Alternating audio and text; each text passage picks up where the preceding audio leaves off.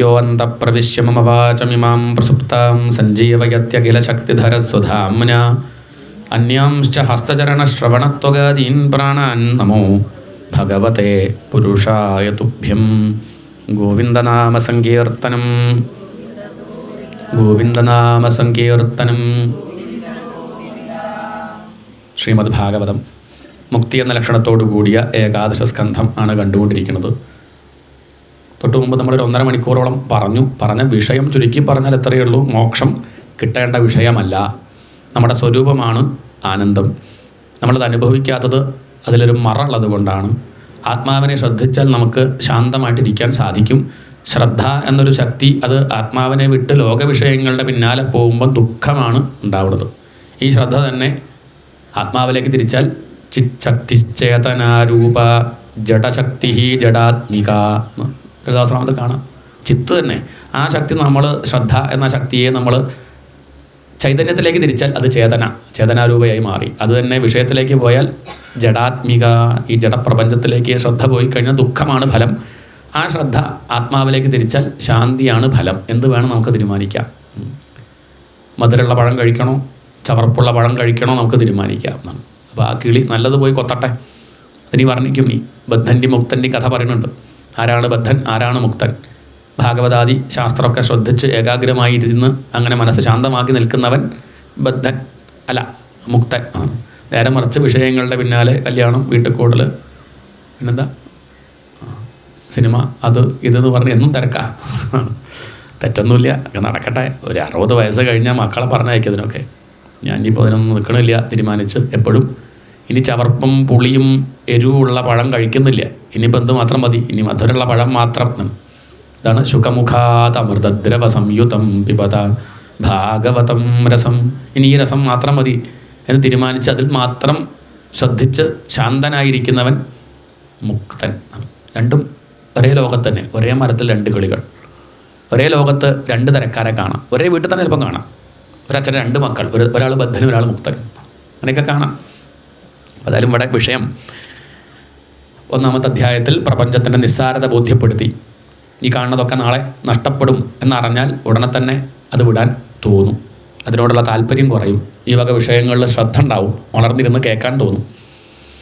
തലയ്ക്ക് തീ പിടിച്ചവൻ വെള്ളം അന്വേഷിക്കും പോലെ എന്നാണ് ഉദാഹരണം. എന്താണ് തലയ്ക്ക് തീ പിടിക്കുന്നവന് പിന്നെ വെള്ളം അന്വേഷിക്കുക എങ്ങനെയാണ്? പിന്നെയാവോ വിചാരിക്കുമോ പ്രഭാഷണം കഴിഞ്ഞിട്ട് അന്വേഷിക്കാം വെള്ളം? ഇല്ല. തിരുമേനി എന്താ വിചാരിക്കുക? അതിൻ്റെ ഇടയ്ക്ക് എണീറ്റാൽ ഇല്ലില്ല, തലയ്ക്ക് തീ പിടിച്ച് അപ്പടിക്കും. ആരെന്താ വിചാരിക്കാന്നില്ല, വേഗം വെള്ളം അന്വേഷിക്കും. ഇതേപോലെ അതാണ് സന്യാസം. പിന്നെ ഭാര്യ എന്ത് വിചാരിക്കും, മക്കളെന്ത് വിചാരിക്കും, നാട്ടുകാരെന്നെ കുറ്റം പറയോ? മകളുടെ കല്യാണം കൂടി കഴിഞ്ഞില്ല, അതിൻ്റെ മുന്നേ ഇയാൾ സന്യസിച്ചാൽ എങ്ങനെയാണ്? അതെന്തോ പറയട്ടെ, അതൊന്നും ചോദ്യമില്ല. തലയ്ക്ക് തീ പിടിച്ചവൻ വെള്ളം അന്വേഷിക്കും പോലെ. അപ്പോൾ അതുകൊണ്ട് ആദ്യം ഒന്ന് കിണർ കുഴിച്ചു വെച്ചാൽ എളുപ്പമുണ്ട്. എന്താണ് അതൊരു നല്ല കാര്യമല്ലേ? മറ്റേത് ആ സമയമാകുമ്പോൾ അന്വേഷിക്കുമ്പോൾ ദൂരത്തെ കുളങ്ങളിൽ ബുദ്ധിമുട്ടാവും.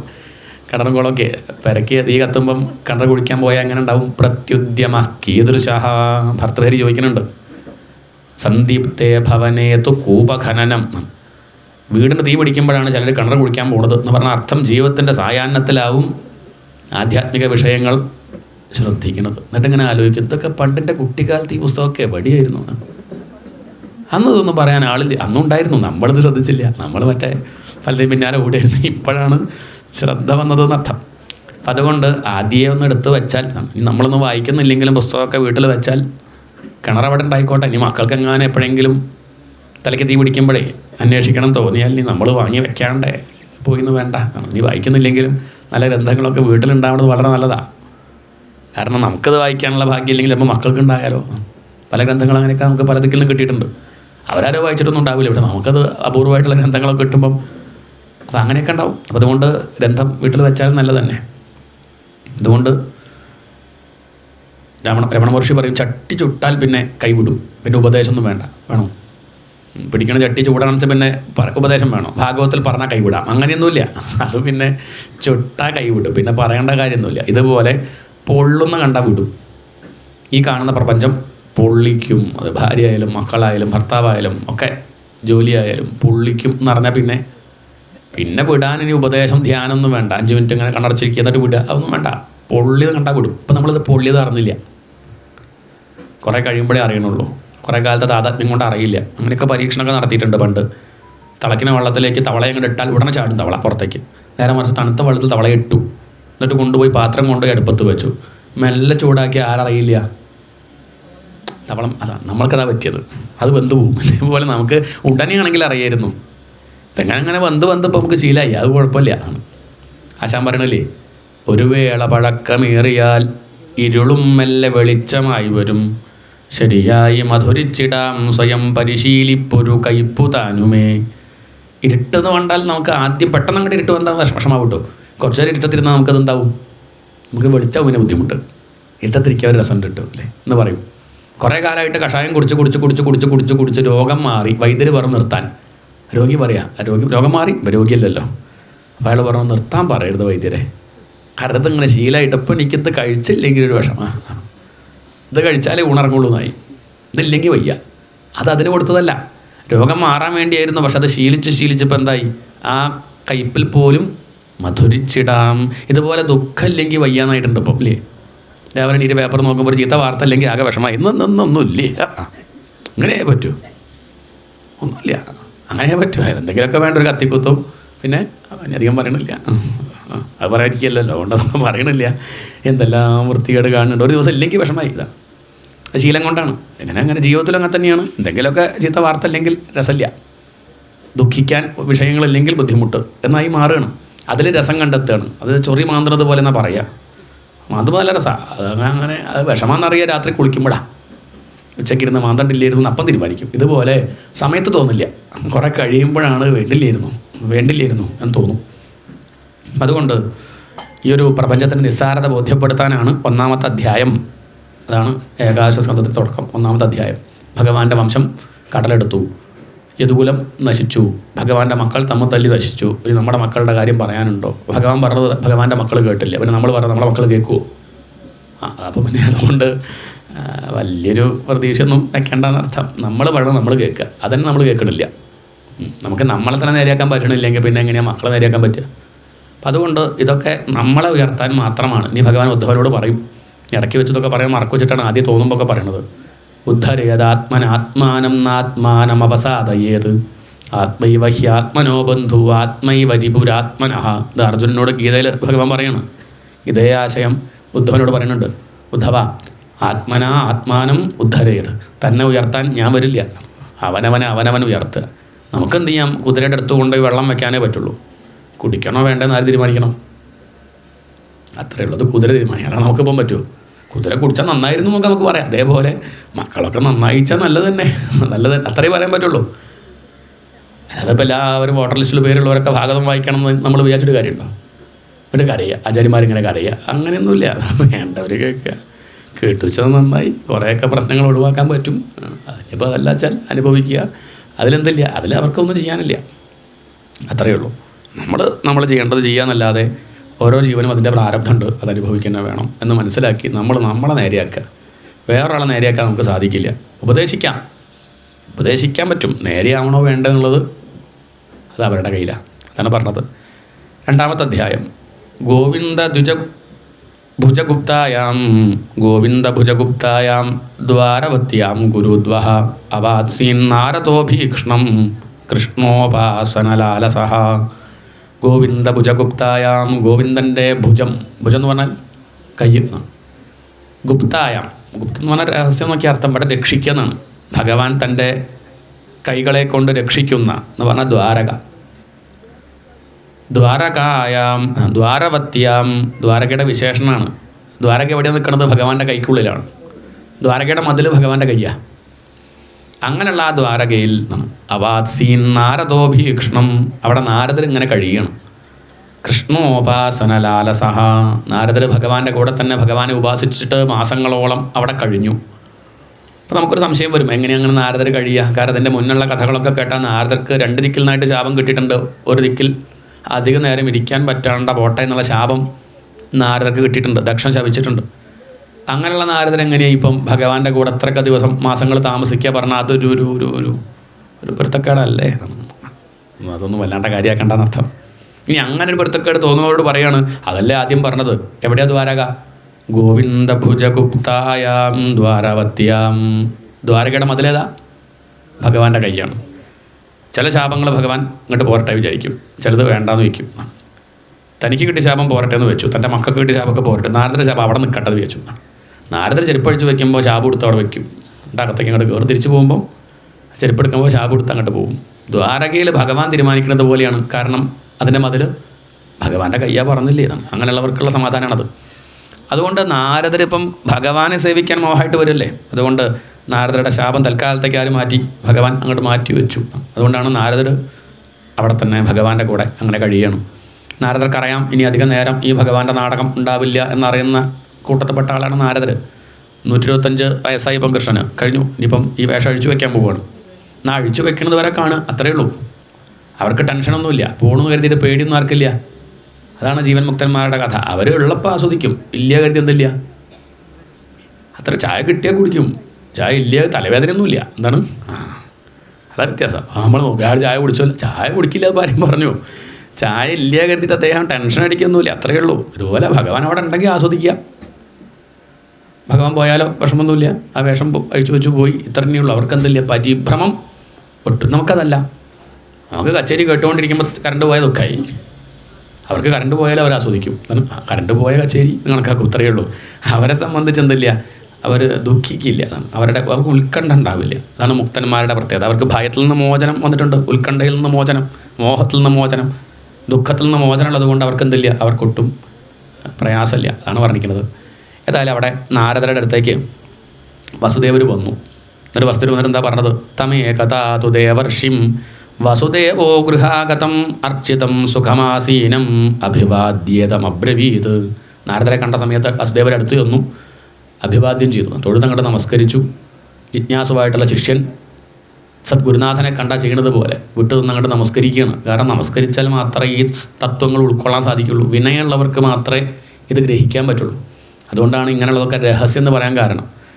രഹസ്യമായിട്ടും എന്താ അങ്ങനെ പരസ്യമായിട്ട് പറഞ്ഞിട്ടും അല്ല, ചില ചോദിക്കും രഹസ്യം ഇങ്ങനെ പരസ്യമായിട്ട് പറയുന്നുണ്ടല്ലോ, പറഞ്ഞിട്ട് കാര്യമില്ല, കേൾക്കണം വെച്ചാൽ അത് എല്ലാവർക്കും കിട്ടില്ല. അതാണ്, ഇത് കിട്ടിയിട്ട് കാര്യമില്ലല്ലോ, അനുഭവിക്കണമെങ്കിൽ അത് അധികാരമുള്ളവർക്കേ പറ്റുള്ളൂ.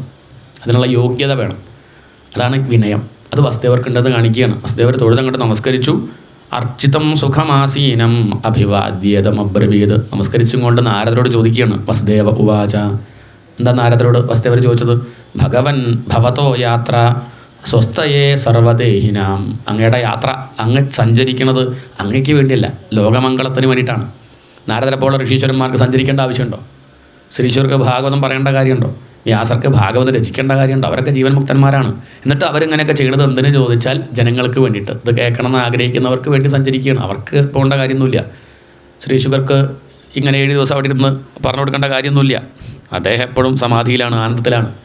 എന്നിട്ടും പരീക്ഷത്തിനോടുള്ള കൃപ കൊണ്ട്, എന്തുകൊണ്ട്?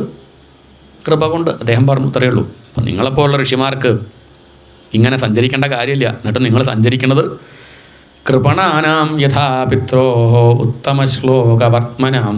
ദുഃഖിക്കുന്നവരോടുള്ള കാരുണ്യം കൊണ്ടല്ലേ നിങ്ങളെപ്പോലുള്ളവരിങ്ങനെ സഞ്ചരിക്കുന്ന സ്ഥലങ്ങൾ മുഴുവൻ ശുദ്ധമാക്കി കൊണ്ട് സഞ്ചരിക്കുകയല്ലേ. നാരദാദ ഋഷീശ്വരന്മാർ സഞ്ചരിക്കുന്ന സ്ഥലം തീർത്ഥങ്ങളാണ്. അവർ കാല് വയ്ക്കുന്ന സ്ഥലം അത് ഗംഗ. അങ്ങനെയാണ്. അവിടെ ഗംഗയിൽ കാല് വയ്ക്കുകയല്ല, അവർ ഇവിടെ കാല് വയ്ക്കണോ അത് ഗംഗയായിട്ട് കണക്കാക്കണം.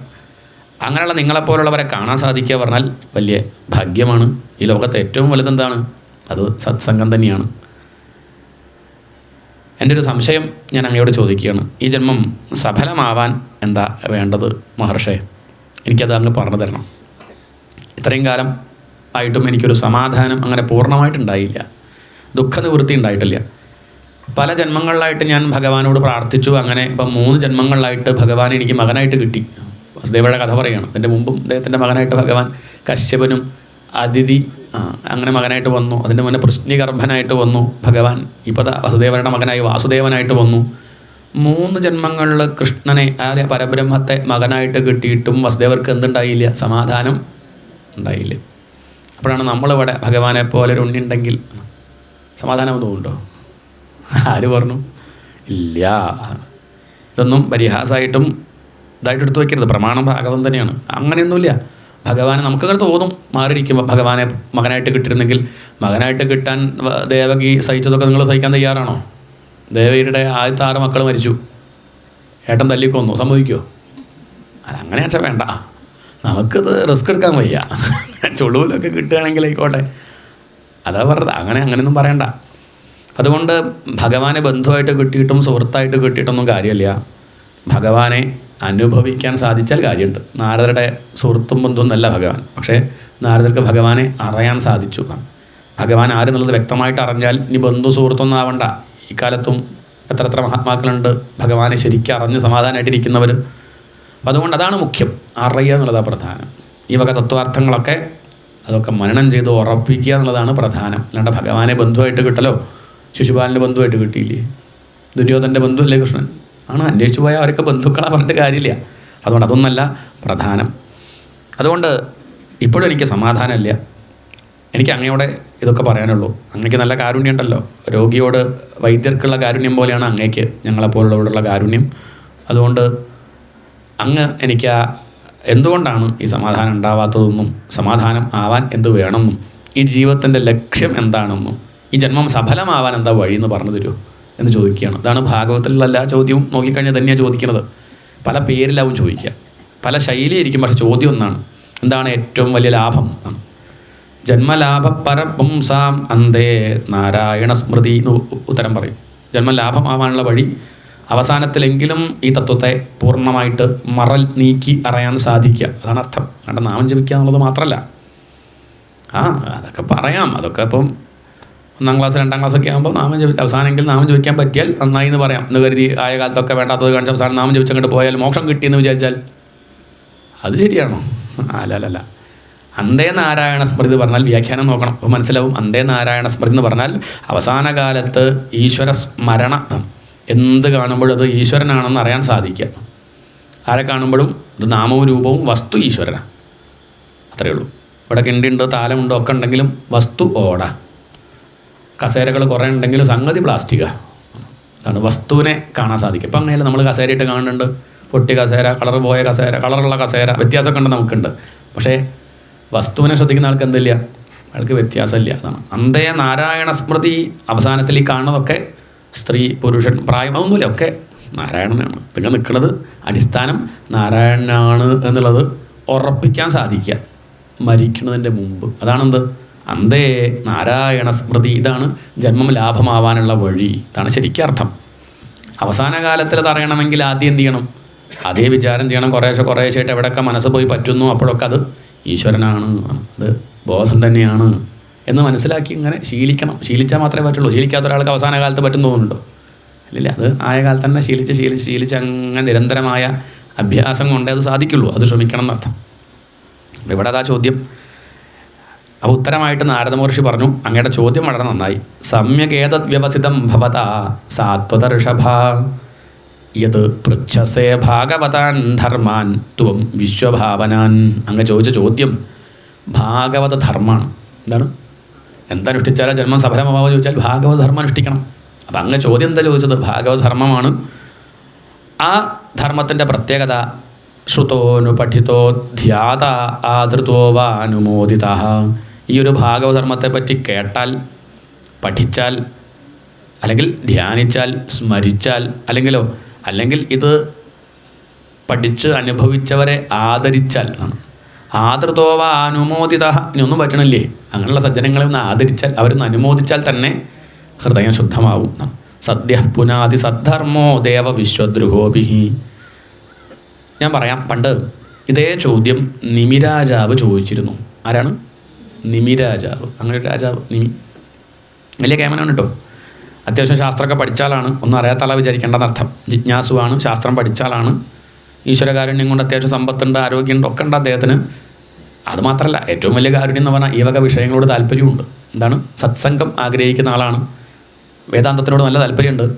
അങ്ങനെയുള്ള അദ്ദേഹത്തിൻ്റെ യജ്ഞശാലയിലേക്ക് 9 പേര് വരാനിടയായി. അങ്ങനെ 9 പേര് വരുന്നുണ്ടെങ്കിൽ തന്നെ ഇയാൾ കേമനെന്നർത്ഥം, അല്ലാണ്ട് എല്ലാവരുടെ ദിക്കിലേക്കും പോണവരല്ല. ആരെ ഈ 9 പേര്? സനകാദികളെ പോലെ. സനകാദികൾ 4 പേരാണ്, ഇത് 9 പേര്. നവയോഗികൾ എന്ന് പറയും, യോഗീശ്വരന്മാരാണവർ, ഭഗവാന്റെ കുട്ടികളാണ്. പണ്ട് ഭഗവാൻ ഋഷഭൻ എന്നുള്ള പേരിൽ അവതരിച്ചിരുന്നു. അത് പഞ്ചമസ്കന്ധത്തിൽ സൂചിപ്പിക്കും. അങ്ങനെ ഋഷഭൻ എന്ന പേരിൽ അവതരിച്ചപ്പം ഭഗവാന് 100 മക്കളുണ്ടായി. അതിൽ 9 പേര് വലിയ കേമന്മാരായിട്ട് മാറി, യോഗീശ്വരന്മാരായിട്ട് മാറി. അവരാണ് കവി, ഹരി, അന്തരീക്ഷൻ, പ്രബുദ്ധൻ, പിപ്പലായനൻ, ആവിർഹോത്രൻ, ദ്രുമിളൻ, ചമസൻ, കരഭാജനൻ. ഇവരുടെ പേര് പറഞ്ഞാൽ തന്നെ ഹൃദയം ശുദ്ധാവും. അത് പഠിച്ചു വെച്ചാൽ തന്നെ വലിയ കാര്യമാണ്. കവിർ, ഹരിർ, അന്തരീക്ഷ, പ്രബുദ്ധ, പിപ്പലായന, ആവിർഹോത്രോദ, ദ്രുമിള, ചമസ, കരഭാജന. 9 പേര് വലിയ കേമന്മാരാണ്. അതിൽ ഒരാളെ കാണണമെങ്കിൽ തന്നെ അത്രയ്ക്ക് പുണ്യം വേണം. അങ്ങനെ ഇരിക്കെ ഈ 9 പേരെയും കാണാനുള്ള ഭാഗ്യം ആർക്കുണ്ടായി? ആർക്കാ? നിമിരാജാവിനുണ്ടായി. അപ്പം നിമിരാജാവ് അവരെ കണ്ട സമയത്ത് പറയാണ്, അങ്ങേ നിങ്ങളെപ്പോലുള്ള ഈ 9 പേരെ കാണാൻ സാധിച്ചില്ലേ? ദുർലഭോ മാനുഷോദേഹോ ദേഹിനാം ക്ഷണഭംഗുരഹ. ദുർലഭോ മാനുഷോദേഹ. ഇവിടെ മനുഷ്യജന്മം കിട്ടുക പറഞ്ഞാൽ ദുർലഭാട്ടോ. ഇങ്ങനൊരു ജന്മം കിട്ടാനുള്ള ദുർലഭ. അത് മാത്രമല്ല, ഈ ജന്മം കിട്ടുക മാത്രമല്ല, അത്യാവശ്യം കാര്യങ്ങൾ പറയുമ്പോൾ ശ്രദ്ധിക്കാനുള്ളൊരു കഴിവ് കിട്ടുക അല്ലേ? അത്യാവശ്യം ഒരു ഐക്യു, കുറച്ച് കുഴപ്പമില്ലാണ്ട് ശ്രദ്ധ പതറാണ്ട് അങ്ങനെ ഇരിക്കാൻ പറ്റിയ വലിയ കാര്യമല്ലേ? എല്ലാവർക്കും ഇങ്ങനെ ഒരു ശ്രദ്ധ ഉണ്ടോ? പിടിച്ച് കെട്ട് പൊട്ടിച്ച് പോണവരില്ലേ ഇല്ലേ? അപ്പം നമുക്ക് വലിയ ഭാഗ്യമാണത്. അവരോട് പറയണ്ട കേട്ടോ, വീട്ടിൽ പോയിട്ട് പറയണതേ പടി. അപ്പോൾ ഇങ്ങനെയുള്ളതിലേക്കൊക്കെ ഒരു ശ്രദ്ധ വരുന്നുണ്ട് തന്നെ വലിയ കാര്യമാണ്. കാരണം ആ വക കാര്യം ശ്രദ്ധ ഇല്ലാത്തവരെന്നെ എത്രയോ പേര് ലോകത്തധികം പേർക്കും ഇതിലൊന്നും ശ്രദ്ധ ഉണ്ടാവില്ല. അവർക്കൊക്കെ പണം ഉണ്ടാക്കാനുള്ള വഴി വല്ലതും ഉണ്ടെങ്കിൽ ചോദിച്ചാൽ പറയാം, അതൊക്കെ കേൾക്കുക എന്നല്ലാണ്ട് ഇങ്ങനെയുള്ള വിഷയങ്ങളോടൊന്നും താല്പര്യമില്ല. അപ്പം അതുകൊണ്ട് തത്രാപി ദുർലഭം മന്യേ വൈകുണ്ഠപ്രിയ ദർശനം. മനുഷ്യന്മം കിട്ടുക പറഞ്ഞ ദുർലഭമാണ്. അതിൽ തന്നെ ഭക്തന്മാരോടുള്ള ആദരവുണ്ടാവുന്ന ആ ഒരു സ്വഭാവം ഉണ്ടാവുക ദുർലഭമാണ്. ആദരവുണ്ടായിട്ട് കാര്യമില്ല, ഭക്തന്മാരെ കാണണ്ടേ? സജ്ജനത്തെ കണ്ടാൽ നമസ്കരിക്കണം എന്നുണ്ട്, കാണണ്ടേ? ഇപ്പോൾ അങ്ങനെയുള്ള കാണാൻ സാധിക്കുക ഭാഗ്യമല്ലേ? നിങ്ങളെപ്പോലുള്ള സജ്ജനങ്ങളെ എനിക്ക് കാണാനും സാധിച്ചില്ലേ? തത്രാപി ദുർലഭം മന്യേ വൈകുണ്ഠപ്രിയ ദർശനം. വൈകുണ്ഠപ്രിയന്മാരെ, വിഷ്ണുഭക്തന്മാരെ അല്ലെങ്കിൽ ഭാഗവതന്മാരെ കാണാൻ സാധിക്കുക പറഞ്ഞാൽ അതും വലിയ ഭാഗ്യമാണ്. അതുകൊണ്ട് നിങ്ങളെപ്പോലുള്ള സജ്ജനങ്ങളെ കണ്ട സ്ഥിതിക്ക് ഞാൻ അതും ഇതും പറഞ്ഞ് നേരം കളയാൻ ഉദ്ദേശിക്കുന്നില്ല. അതാ ആത്യന്തികം ക്ഷേമം പൃച്ഛാമഹ. ഒരു കാര്യം ചോദിക്കുന്നുള്ളൂ, എന്താ അത്? അതുകൊണ്ട് ആത്യന്തികം ക്ഷേമം, ആത്യന്തികമായ ക്ഷേമം എന്താണ്? ഇതാണ് ചോദ്യം. പ്രധാനപ്പെട്ട ചോദ്യമാണ്.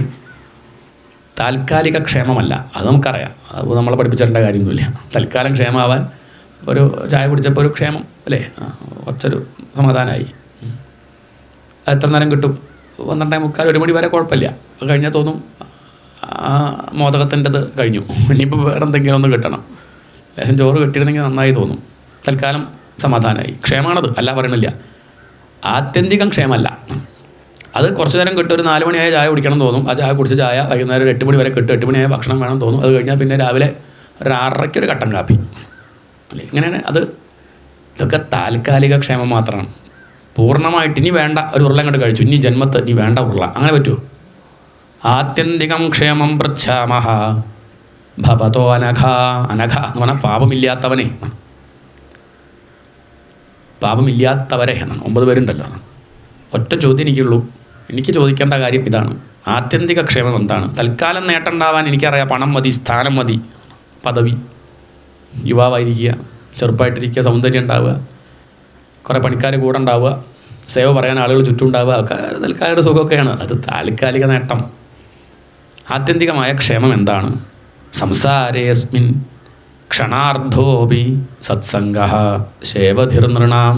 ഞാൻ മനസ്സിലാക്കിയത്, നല്ല സംസ്കാരമുള്ള ആളാണ്, അതാണ് ഞാൻ മനസ്സിലാക്കിയത്. എൻ്റെ മുത്തശ്ശന്മാരൊക്കെ എനിക്ക് പറഞ്ഞു തന്ന കാര്യം, ഈ ലോകത്ത് ക്ഷണാർദ്ധോപി, ഒരു ക്ഷണത്തിൻ്റെ അർത്ഥമാണെങ്കിൽ, ഒരു അരനിമിഷമാണെങ്കിലും മഹാത്മാക്കളുടെ സന്നിധിയിൽ നിൽക്കാൻ പറ്റിച്ചാൽ അത് വലിയ ഭാഗ്യ. ശേവധി, അത് വലിയൊരു നിധിയാണ്. ലോകത്ത് ഇത്രയും വലിയ ഭാഗ്യം വേറല്ല. സന്യാസിമാരെ കാണാൻ സാധിക്കുക, ജീവൻ മുക്തന്മാരുമായിട്ടുള്ള ഒരു ബന്ധം, അവരുടെ സന്നിധിയിൽ പോയി നിൽക്കാൻ പറ്റുക, അവരുടെ നോട്ടം മതി. അവർ നമ്മളെ നോക്കിയാൽ മതി, വർത്തമാനം പറയണമെന്നൊന്നുമില്ല. കാരുണ്യത്തോടു കൂടി ഒന്ന് നോക്കിയാൽ നേരെ ഉരുട്ടു ഒന്ന് പറഞ്ഞാൽ പോരെ. ഇതിലപ്പുറം എന്താ വേണ്ടത്? അതാണ് ഏറ്റവും വലിയ സമ്പത്ത്, അല്ലാണ്ട് കുറേ കാശ് കിട്ടുന്നതല്ല. ശേവധിഹി നൃണാം, അത് തന്നെ വലിയ നിധിയാണ്. ശേവധി പറഞ്ഞ നിധി, സത്സംഗമാണ് ഏറ്റവും വലിയ നിധി. അങ്ങനെ ഇരിക്കെ എനിക്ക് 9 നിധികുംഭങ്ങൾ കിട്ടി. ഒന്നല്ല, എത്ര? 9 നിധികുംഭങ്ങൾ കിട്ടി. അപ്പോൾ ഇവിടെ ചോദ്യം വരും, നിധികുംഭം പോലെയാണോ മഹാത്മാക്കൾ? അല്ല. എന്താണ്? ഒരിക്കലും. നിധികുംഭം എവിടെ, മഹാത്മാക്കൾ എവിടെ? രണ്ടൊരു നാവുകൊണ്ട് പറയാൻ പറ്റില്ല. പക്ഷേ നമ്മളെ സംബന്ധിച്ച് നമുക്ക് നിധികുംഭം പ്രധാനമല്ലേ? അല്ലേ? അല്ല. ആണെങ്കിൽ അവരോടാണെന്ന് പറയുന്നത് നിധികുംഭം പോലെയാണ്. അല്ലാത്തവർക്ക് ഇപ്പം ഇതിപ്പോൾ ഒരു ജീവൻ മുക്തനോട് പാട് പറഞ്ഞാൽ അവർക്ക് എന്ത് മണ്ണാങ്കട്ടി നിധികുംഭം ഒരുപോലെയാണ്. പക്ഷെ നമുക്ക് കാശ് പ്രധാനമല്ലേ? അങ്ങനെയാണെങ്കിൽ എന്താ പറയുക, നമുക്ക് രത്നം പ്രധാനമല്ലേ, നമുക്ക് സ്വർണ്ണ നാണയങ്ങൾ പ്രധാനമല്ലേ? അപ്പം നമ്മളോട് പറയണത് അങ്ങനെയാണെങ്കിൽ എത്ര നിധി കിട്ടി? 9 നിധികുംഭങ്ങളാണ് ഇപ്പം ആ വില കാണിക്കുകയാണ്. അല്ലാതെ ഈ കാശും ഭൗതിക നേട്ടവും സജ്ജനങ്ങൾ സംസർഗവും ഒരുപോലെയല്ല. സത്സംഗ ശേവധിർനൃണാം ധർമാൻ ഭാഗവതാൻ ബ്രൂത. നിങ്ങൾ എനിക്ക് ആ ഭാഗവത ധർമ്മം പറഞ്ഞു തരുമോ? ആ ചോദിക്കേണ്ട രീതി നോക്കണം, വളരെ വിനയത്തോടു കൂടിയാണ്. നിങ്ങളെനിക്ക് അത് പറഞ്ഞു തരുമോ? യതിന ശ്രുതയേ ക്ഷമം ക്ഷമം, യതിന ശ്രുതയേ ക്ഷമം, ഞാനത് കേൾക്കാൻ അർഹനാണെങ്കിൽ മാത്രം. എന്താണ് വിനയം കണ്ടില്ലേ? എനിക്ക് നിങ്ങൾ ആ ഭാഗവതധർമ്മം പറഞ്ഞു തരുമോ? പറഞ്ഞു തരണം എന്നല്ല, പറഞ്ഞു തരണം. ഞാൻ SLC പാസ്സായിട്ടുണ്ട്, ഇത് കേൾക്കാൻ അർഹത എനിക്ക്. അങ്ങനെയല്ല, അങ്ങനെയൊന്നുമില്ല. ഞാനത് കേൾക്കാൻ യോഗ്യനാണെങ്കിൽ, അതല്ല കേൾക്കാൻ യോഗ്യനല്ലെങ്കിൽ പറഞ്ഞു തരണ്ട, അത് നിങ്ങളുടെ ഇഷ്ടം. ഞാൻ നിങ്ങളോട് തർക്കിക്കാനൊന്നുമില്ല. ആധ്യാത്മിക വിദ്യ എങ്ങനെ കിട്ടുള്ളൂ. മറ്റുള്ള വിദ്യകളൊക്കെ നമുക്ക് കഴുത്തിന് കത്തി വെച്ചിട്ടൊക്കെ വാങ്ങാം. പക്ഷേ ഈ വിദ്യ അങ്ങനെ കിട്ടില്ല. തൊഴുതു നമസ്കരിച്ച് തത് വിദ്ധി പ്രണിപാതേന പരിപ്രശ്നേന സേവയാ, അടുത്തിരുന്ന് കൈങ്കര്യം ചെയ്ത് ഗുരുനാഥന് സേവ ചെയ്ത് ഒക്കെ പലതും വേണ്ടി ചൂടുവെള്ളം ഉണ്ടാക്കി കൊടുക്കേണ്ടി വരും, ഉള്ള വസ്ത്രം അലക്കേണ്ടി വരും. അതൊക്കെ സന്തോഷത്തോടു കൂടി ചെയ്ത് അതിൻ്റെ ഇടയ്ക്കൊക്കെ നോക്കി ചില കാര്യങ്ങളൊക്കെ പറയും. ചിലപ്പോൾ ലൗകിക വർത്തമാനമായിരിക്കാം, അതും ഒരു ഉപദേശമായിട്ട് കണക്കാക്കി പരിപ്രശ്നേന സേവയാ, പരിപ്രശ്നം, ഇടയ്ക്ക് സംശയങ്ങൾ ഉണ്ടാകുമ്പോൾ അത് ചോദിക്കുക, സേവയാ സേവിക്കുക, അത് വളരെ പ്രധാനമാണ്. ഒന്നും ആഗ്രഹിക്കാണ്ട കൈങ്കര്യം ചെയ്താൽ കിട്ടുന്നതാണ് ഈ വക ജ്ഞാനം. അതാണ് ഇവിടെ യതിന ശ്രുതയേ ക്ഷമം, ആ ഭാഗവതധർമ്മം കേൾക്കാൻ ഞാൻ അർഹനാണെങ്കിൽ യൈഹി പ്രസന്നഃ പ്രപന്നായ ദാസ്യതി ആത്മാനമപി അജഹ. ആ ഒരു ധർമ്മം കേൾക്കാൻ ഉള്ള അർഹത എനിക്കുണ്ടെങ്കിൽ നിങ്ങളത് എനിക്ക് പറഞ്ഞു തരണേ എന്ന് പറഞ്ഞ് തൊഴുതു നമസ്കരിക്കുന്നു. വലിയ സന്തോഷമായി യോഗീശ്വരന്മാർക്ക്. അതിലെ കവി എന്ന യോഗീശ്വരൻ ഉത്തരം പറയണം. ഇങ്ങനെയാണ് ഭാഗവത ധർമ്മം ആരംഭിക്കുന്നത്. നിമി നവയോഗി സംവാദമായതുകൊണ്ട് അതിന് ആ പേരുണ്ട്. നിമി രാജാവ് നവയോഗികൾ തമ്മിൽ, നവയോഗികൾ നിമി രാജാവിന് പറഞ്ഞു കൊടുക്കുന്നത് കൊണ്ട് നിമി നവയോഗി സംവാദം. ഇതന്നെയാണ് എന്ത് ഭാഗവത ധർമ്മം. ഇതെവിടെയാണ് പറയണത്? വസുദേവർക്ക് നാരദർ പറഞ്ഞു കൊടുക്കുകയാണ്. നാരദർ വസുദേവർക്ക് പറഞ്ഞു കൊടുക്കുകയാണ് എന്ത്? നിമി രാജാവ് പണ്ട് നവയോഗികളെ കണ്ടു, ഇപ്പം അതേ ചോദ്യം ചോദിച്ചു. വസുദേവരെ അങ്ങ് ചോദിച്ച ചോദ്യം തന്നെ, എന്ത് ഈ ജന്മം ലാഭമാവാൻ എന്താ വഴി? ഇങ്ങനെയല്ലേ ചോദിച്ചത്, വേറൊരു തരത്തിലാണ് ചോദിച്ചത്. എന്താണ് ഏറ്റവും വലിയ ക്ഷേമം എന്ന് ചോദിച്ചു. അപ്പോൾ ഉത്തരമായിട്ട് ആ യോഗീശ്വരന്മാർ പറഞ്ഞു കൊടുത്തത് ഞാൻ പറഞ്ഞു തരാം. അത് വിനയം കാണിക്കുകയാണ്. ഈ ഒരു ചോദ്യവും ഉത്തരവും പണ്ട് മുതലേ ഉണ്ട്, ഇതൊന്നുണ്ടായതല്ല. ഇവിടെ പ്രപഞ്ചമുള്ളത് മുതൽ ഈ ചോദ്യമുണ്ട്, എന്ത് എങ്ങനെയാണ് സുഖം ഉണ്ടാവുക? അല്ല, അതിൻ്റെ പിന്നാലെ അങ്ങനെ ഓടും. പലരും പല വഴിക്ക് പോവും. ചിലർ സത്യത്തെ അറിഞ്ഞ് അതിൽ ഉറച്ചു നിൽക്കും. പണ്ടേ ഉണ്ട് ചോദ്യം. അങ്ങനെയല്ലേ വേദം ഒക്കെ. ഇവിടെ എത്ര ഉപനിഷത്തുകളുണ്ട്. ഇതൊക്കെ ശാന്തി അന്വേഷിച്ചിട്ട് തന്നെയാണ്. അതുകൊണ്ട് ഇവിടെ കവി എന്ന യോഗീശ്വരൻ ഉത്തരം പറഞ്ഞു. കവി എന്ന് പറഞ്ഞ അർത്ഥം അറിയണം എന്ന് ആഗ്രഹിക്കുന്ന മുമുക്ഷുക്കൾക്ക്, ജിജ്ഞാസുക്കൾക്ക് തത്വം പറഞ്ഞു കൊടുക്കുന്നവൻ കവി. എന്താണ് അനർത്ഥം? മുമുക്ഷുഭിഹി ഉപദിശന്തി ആണ്. മുമുക്ഷുഭിഹി ഉപദിശതി ഇത് കവി എന്നാണ്. മുമുക്ഷുക്കൾക്ക് ഉപദേശം കൊടുക്കുന്നവൻ, വേണം എന്ന് ആഗ്രഹിച്ച് വരുന്നവർക്ക് തത്വം പറഞ്ഞു കൊടുക്കുന്നവനെയാണ് കവി എന്ന് പറയുക. അല്ലെങ്കിൽ വേറെയും പറയും കേട്ടോ, ഋഷി കവി എന്ന് പറയും. ഋഷി അല്ലാത്തവൻ കവിയല്ല. എന്താണ് കവി എന്ന് പറഞ്ഞാൽ? ഋഷി എന്നർത്ഥം. ഋഷി പറഞ്ഞ എന്താ അർത്ഥം? ഋഷി പറഞ്ഞാൽ ക്രാന്തദർശി ആണ്. വസ്തുവിനെ വ്യക്തമായി അറിഞ്ഞവൻ. നമ്മൾ അറിഞ്ഞതുപോലെ, നമ്മളിപ്പം വസ്തുവിനെ വ്യക്തമായിട്ടൊന്നും അറിഞ്ഞില്ല. അറിഞ്ഞോ? ഒരു സാധനം കണ്ടാൽ നമുക്കിപ്പോൾ വ്യക്തമായിട്ട് അറിഞ്ഞാൽ നമുക്കതിനോട് ആസക്തി തോന്നില്ല. പക്ഷെ നമ്മൾ അറിയണില്ല. നമ്മൾ ബ്രഹ്മത്തെ അറിഞ്ഞിട്ടൊന്നുമില്ല. നമുക്കത് പേരക്കുട്ടിയായിട്ടും ഭാര്യയായിട്ടും മക്കളായിട്ട് തന്നെ തോന്നുള്ളൂ. അത് വസ്തു ഈശ്വരനെ തോന്നിയോ? അങ്ങനെ അറിയാനുള്ള ശേഷി നമുക്കില്ല. അങ്ങനെ അറിഞ്ഞവനാണ് ആര്? അതാണ് കവി. അപ്പോൾ ഋഷിയല്ലാത്തവൻ കവിയല്ല. കവി എന്ന് പറഞ്ഞാൽ ക്രാന്തദർശി, കൃത്യമായിട്ട് കാര്യം മനസ്സിലാക്കിയവൻ എന്നൊക്കെയാണ് അർത്ഥം. അങ്ങനെയുള്ള കവി എന്ന യോഗീശ്വരനാണ് മറുപടി പറയുന്നത്. വളരെ പ്രധാനപ്പെട്ട ശ്ലോകമാണ് ഈ 2-ാമത്തെ അധ്യായത്തിലെ 33-ാമത്തെ ശ്ലോകം. എന്താ പറയണത്? മന്യേ അകുതശ്ചിത് ഭയം അച്യുതസ്യ പാദാംബുജോപാസനമത്ര നിത്യം ഉദ്വിഗ്ന ബുദ്ധേഃ അസദാത്മഭാവാത് വിശ്വാത്മന യത്ര നിവർത്തതേ ഭീഹി. പുസ്തകം കയ്യിലുണ്ടെങ്കിൽ നോക്കിയാൽ ഒന്നുകൂടി സൗകര്യം ഉണ്ടാവും. കാരണം ഇടയ്ക്ക് ഈ ശ്ലോകം ചൊല്ലാണ്ട് അർത്ഥം പറയില്ല. ചില ശ്ലോകങ്ങൾ എടുത്ത് പറയും. മന്യേ അകുതശ്ചിത് ഭയം അച്യുതസ്യ പാദാംബുജോപാസനമത്ര നിത്യം ഉദ്വിഗ്ന ബുദ്ധേ അസദാത്മഭാവാത് വിശ്വാത്മനാ യത്ര നിവർത്തത്തെ ഭീഹി. ഇവിടെ എല്ലാവർക്കും ദുഃഖം ആണ് പ്രശ്നം. ആരും സുഖം ഒരു പ്രശ്നമായിട്ട് പറയണേ ഇല്ലല്ലോ. പറയാറുണ്ടോ? എപ്പോഴെങ്കിലും ആരെങ്കിലും സുഖം പ്രശ്നമായിട്ട് പറയാറുണ്ടോ? എന്താ സമയത്ത് ആഹാരം എങ്ങനെ കിട്ടുക, എങ്ങനെയാ വയ്യ കേട്ടോ, എവിടെ പോയാലും സീറ്റ് കിട്ടുക, അങ്ങനെയാ പറ്റുമോ, അങ്ങനെയാ വയ്യ, സൂക്കടൊന്നും ഇല്ലാനും, അത്ര ഈസായി ഒരു ജലദോഷം വന്നിട്ട് പനിയില്ല, ഒന്നുമില്ല, അങ്ങനെയാ വയ്യ പറയാറുണ്ടോ? വീട്ടിൽ നല്ല സമാധാനം, മക്കളൊക്കെ പറഞ്ഞാൽ കേൾക്കുക, എന്താ ഇങ്ങനെ ഒന്ന് നോക്കിക്കണോ? ഇല്ല, അങ്ങനെ തോന്നാറില്ല. ആർക്കും സുഖം ഒരു പ്രശ്നമല്ല, ദുഃഖം മാത്രമേ പ്രശ്നമാവാറുള്ളൂ. എന്നാൽ വിവരമുള്ളവൻ ആദ്യം മനസ്സിലാക്കണം, ദുഃഖവും സുഖവും പ്രശ്നമാണ്. ഇതാണ് ആദ്യത്തെ പാഠം. എന്താണ്? സുഖവും പ്രശ്നമാണ്. വല്ലാണ്ട് സൂഹിക്കാനും പോണ്ട. അങ്ങനെ പണ്ടുള്ളവർ പറയും വല്ലാണ്ട് ചിരിക്കണ്ട. കരയേണ്ടി വരുന്നത് പറഞ്ഞാൽ അർത്ഥം ചിരിച്ചാൽ കരയേണ്ടി വരുന്നുള്ളതല്ല. വല്ലാതെ അങ്ങനെ എന്ത് ചെയ്യണ്ട, അതിലങ്ങോട്ട് വല്ലാണ്ട് മുഴുകണ്ട കേട്ടോ. കാരണം ഈ സുഖവും അധികം നേരം ഉണ്ടാവില്ല, അറിയണം. അത് മാറിക്കൊണ്ടിരിക്കും. സുഖവും ദുഃഖവും മാറാത്തൊന്നിനെ ശ്രദ്ധിക്കൂ. അതുകൊണ്ടാണ് പണ്ട് കാലത്ത് ദുഃഖം ഉണ്ടാകുമ്പോഴും സുഖം ഉണ്ടാകുമ്പോഴും ദാനം ചെയ്യും. എന്താണ്? പശുദാനമൊക്കെ, എന്തെങ്കിലും ദാനം ചെയ്യും. മക്കളെ വിളിച്ച് കാല് കഴിച്ചു വിട്ട് ഭക്ഷണം കൊടുക്കുക, ദാനം. അത് മരിച്ചാലും പറ്റാലും, സന്തോഷം ഉണ്ടെങ്കിലും സങ്കടമാണെങ്കിലും. കാരണം അതിലൊന്നും വല്ലാണ്ട് മനസ്സൊട്ടണ്ട, ഇതൊക്കെ കഴിഞ്ഞു പോവും. ഉള്ളത് ഈശ്വരൻ മാത്രം, മനസ്സേ നീ അടങ്ങൂ, അതാണ് എൻ്റെ അർത്ഥം. ഇന്ന് രണ്ടായാലും കുപ്പി പൊട്ടിക്കും. ആ വ്യത്യാസം അത്രയേ ഉള്ളൂ. അതാണ് വ്യത്യാസം, സംസ്കാരത്തിൻ്റെ വ്യത്യാസമാണ്. ഇവിടെ ദുഃഖത്തിന് കാരണവും സുഖത്തിന് ആണ്. സുഖവും ദുഃഖവും എന്നാണ് ഇവിടെ വിഷയം. രണ്ടും നമ്മളെ ബുദ്ധിമുട്ടിക്കുന്നുണ്ട് എന്നുള്ളത് വിവേകി തിരിച്ചറിയണം. മനസ്സിനെ ഇളക്കുന്നുണ്ട് ദുഃഖവും സുഖവും. സുഖം ഇളക്കാനുള്ള കാര്യം നമുക്കങ്ങനെ അറിയില്ല. ഉണ്ട്, സുഖവും ഇളക്കുന്നുണ്ട്. സുഖമുള്ളൊരു വാർത്ത കേട്ട് കഴിഞ്ഞാൽ നമ്മുടെ മനസ്സ് പിന്നെ അടങ്ങിയിരിക്കുമോ? ഇരിക്കുമോ? ഇല്ല. വീട്ടിൽ മോഹൻലാൽ വന്നിട്ടുണ്ട്, അടങ്ങിയിരിക്കുമോ? പിന്നെ സുഖമുള്ള കാര്യമാണ്, പക്ഷെ പറഞ്ഞിട്ട് ഈ ഭാഗം കേൾക്കാൻ പറ്റുമോ? അടങ്ങിയിരിക്കില്ല. ലോട്ടറി അടിച്ചു 10 കോടി, ചിലപ്പോൾ അത് കേട്ടാൽ അറ്റാക്കാവും, അപ്പോൾ തന്നെ മരിക്കും ചിലപ്പോൾ ചിലരൊക്കെ. സുഖമുള്ള കാര്യം പറഞ്ഞിട്ട് കാര്യമില്ല. സുഖം പോലും താങ്ങാൻ മനസ്സ് ഇളകുന്നുണ്ടെന്നർത്ഥം. മനസ്സ് അത് ബുദ്ധിമുട്ടുന്നുണ്ട്, ഡിസ്റ്റർബ് ആവുന്നുണ്ട്. അത് നമ്മൾ ശ്രദ്ധിക്കണം. അത് ദുഃഖമുള്ള വാർത്ത മാത്രമല്ല, സുഖമുള്ള വാർത്തയും നമ്മളെ ബുദ്ധിമുട്ടിക്കുന്നുണ്ട്. അത് തിരിച്ചറിയണം ആദ്യം.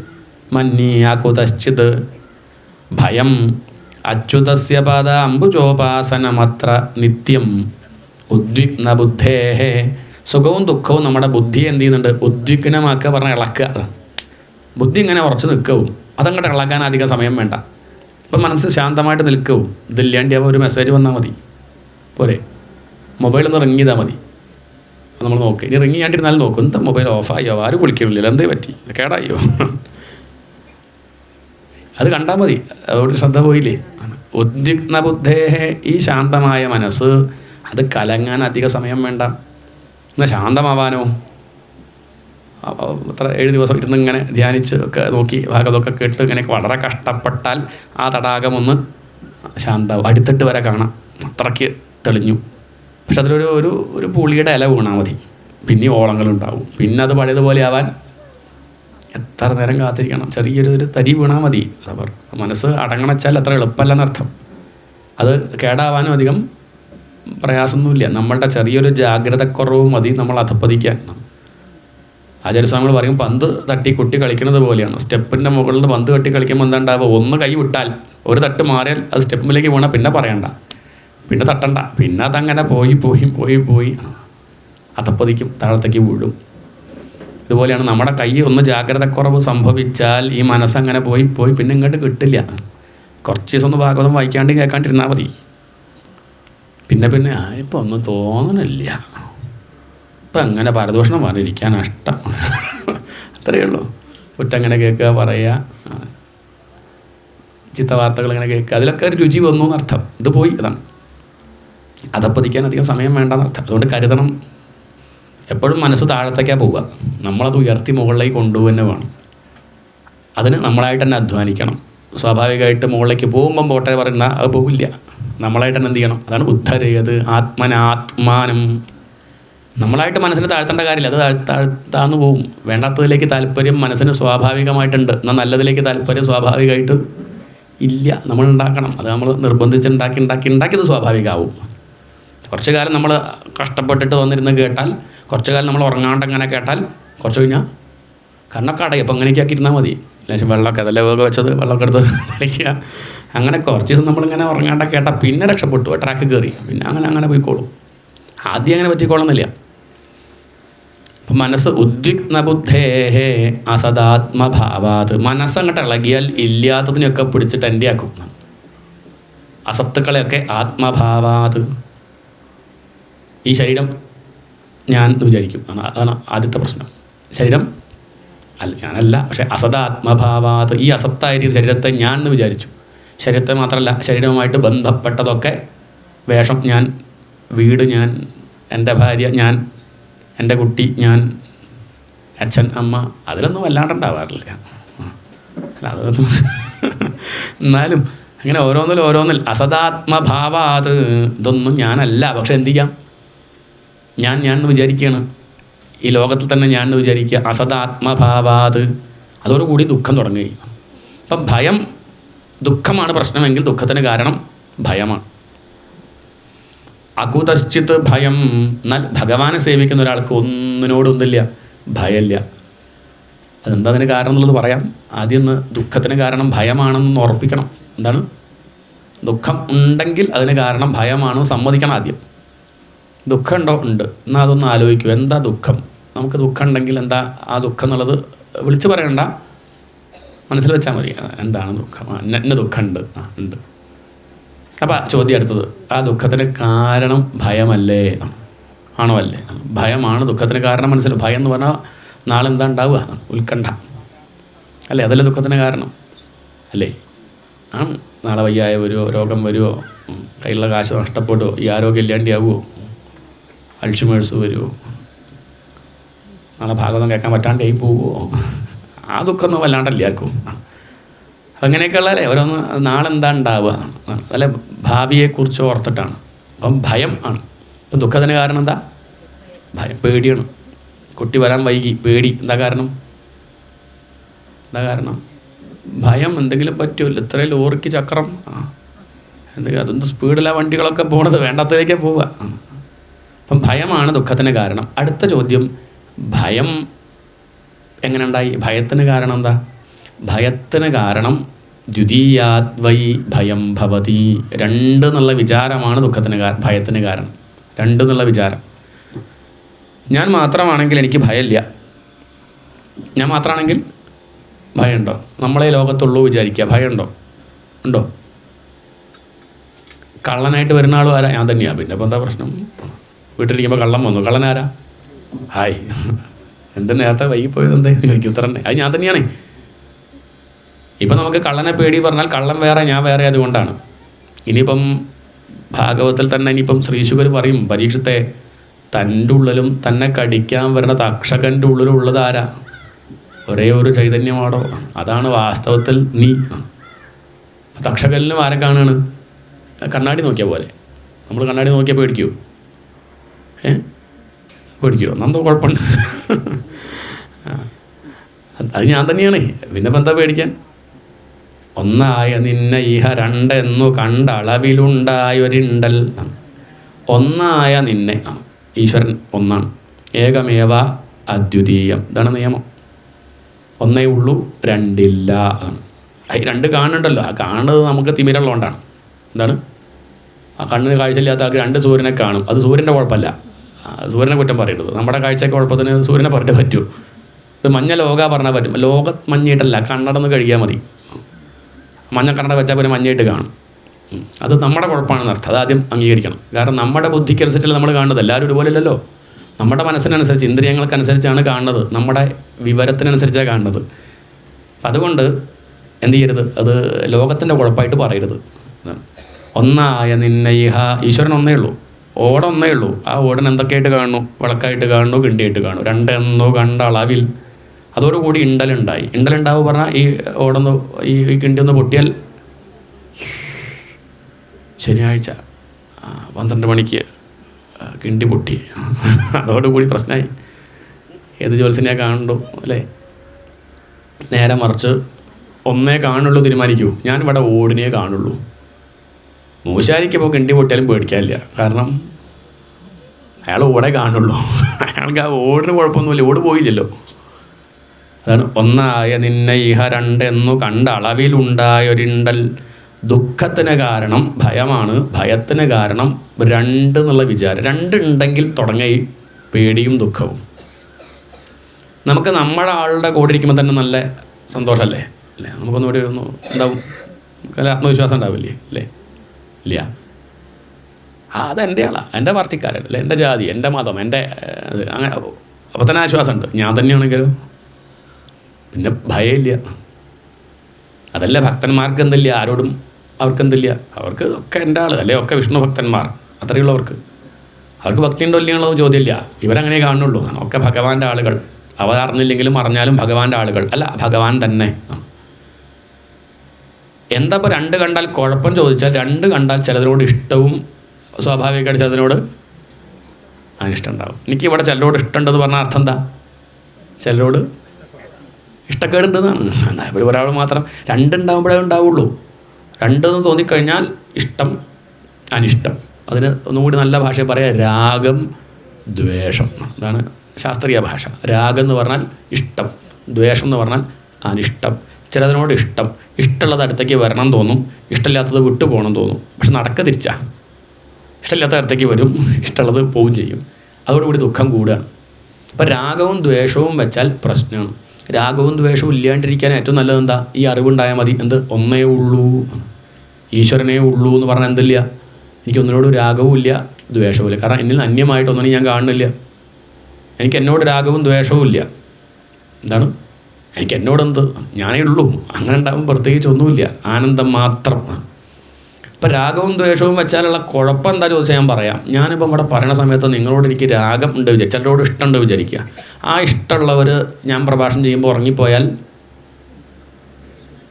ആർക്കാ വിഷമം? അവർക്കോ? അവർ സുഖമായിട്ട് ഉറങ്ങി. എനിക്കാ വിഷമം. അതാ ഞാൻ പറഞ്ഞു തുടങ്ങിയപ്പോൾ അതാ വല്യമ്മ ഉറങ്ങണതാ. എനിക്കെന്തോ ഇഷ്ടമായിരുന്നു അവരെ. പറഞ്ഞിട്ട് കാര്യമില്ല, എനിക്കത് ഈശ്വര സഹായിച്ചില്ല, അതൊരു ഭാഗ്യമാണ്. നമുക്കങ്ങനെ വലിയ രാഗമൊന്നും ആരോടും തോന്നാറില്ല. അപ്പോൾ അടുത്ത ചോദ്യം, ദ്വേഷം ഉണ്ടെങ്കിലും കുഴപ്പമാണ്. എനിക്ക് ചിലരോട് ദ്വേഷമുണ്ട് വിചാരിക്കുക, അയാൾ ഇങ്ങനെ കയറി വരുമ്പോഴോ വരുന്നുണ്ട്, പിന്നെ പ്രഭാഷണം ചെയ്യാൻ പറ്റില്ല, മനസ്സിളകി. ഇവിടെ ഇരുന്നിപ്പോൾ സമാധാനത്തോടെ പറയണത് എന്താ ചോദിച്ചാൽ എന്തില്ല, രാഗവുമില്ല ദ്വേഷം. ഞാൻ അടുത്തേക്ക് തന്നെ വരില്ലല്ലോ. ഞാൻ കൂടെ പോകണം എന്താ വെച്ചാൽ ആരെങ്കിലും അടുത്ത് വന്നതേ അഭിപ്രായം പറഞ്ഞാൽ പിന്നെ ഇളക്കാൻ തുടങ്ങും. അപ്പോൾ അതുകൊണ്ട് തൽക്കാലം 2 ദിവസത്തേക്കൊന്നും ഇത് നേരാവണം നടക്കണം വെച്ചാൽ ഒന്നൊരഭിപ്രായം കേൾക്കണം എന്നില്ല. നന്നായി മോശമാക്കുക ഉള്ളിലായിട്ട് വെച്ചാൽ മതി, രണ്ടായാലും സഹിച്ചു ഒക്കെ ഭഗവാൻ അങ്ങോട്ട് കൊടുക്കാന്നല്ലാതെ ഒന്നും കേൾക്കണം എന്നില്ല. കാരണം അത്രയ്ക്ക് എത്തിയില്ല, രാഗവും ദ്വേഷം ഉണ്ടാവേ. നമ്മൾ സിദ്ധനൊന്നായില്ല, സാധകനാണ്, അങ്ങനെ പോകുന്നുണ്ട്, നന്നാവണം എന്നൊക്കെ ആഗ്രഹിക്കുന്നുണ്ട്, ഇത്രയേ പറ്റുള്ളൂ. അപ്പം അതുകൊണ്ട് ഒന്നായ നിന്നെ ഇഹ രണ്ടെന്ന് കാണാനില്ല. സ്തുതി നിന്ദ രണ്ട് കാണുകയാണ്. ചിലർ സ്തുതിച്ചു, ചിലർ നിന്ദിച്ചു. ഇന്ന് സ്തുതിക്കുന്നവൻ നാളെ നിന്ദിക്കും, ഇന്ന് നിന്ദിച്ചവൻ നാളെ സെൽഫി എടുക്കും. ഇതൊക്കെ ലോകത്തൊക്കെ നടക്കും, ഇതിലൊന്നും കഥയില്ല. അതാണ് ഒന്നായ നിന്നെ ഇഹ രണ്ടെന്നു കണ്ട അളവിലുണ്ടായൊരിണ്ടൽ. ദുഃഖം എന്നാണ് ഇണ്ടൽ എന്ന് പറയുന്നത്. ഇണ്ടൽ ഉണ്ടാവുന്നത് ഒന്നായ നിന്നെ, ഒന്നായ ഈശ്വരനെ, ഏകമായ പരബ്രഹ്മത്തെ പലതായിട്ട് കണ്ടു. നാമം രൂപം. കടലൊന്നേ ഉള്ളൂ, പക്ഷേ തിരമാലകൾ അനവധിയുണ്ട്. ഈശ്വരൻ ഒന്നേ ഉള്ളൂ, പക്ഷെ നമ്മൾ പറയണ്ടല്ലോ അല്ലേ, ഏതാ സത്യം, ഏതാ ഈശ്വരനാണ്. തിരമാല ഇല്ലേണ്ടിയാവും ഇല്ലേ? ഇല്ല. തിരമാല വരും, നിൽക്കും, പോവും.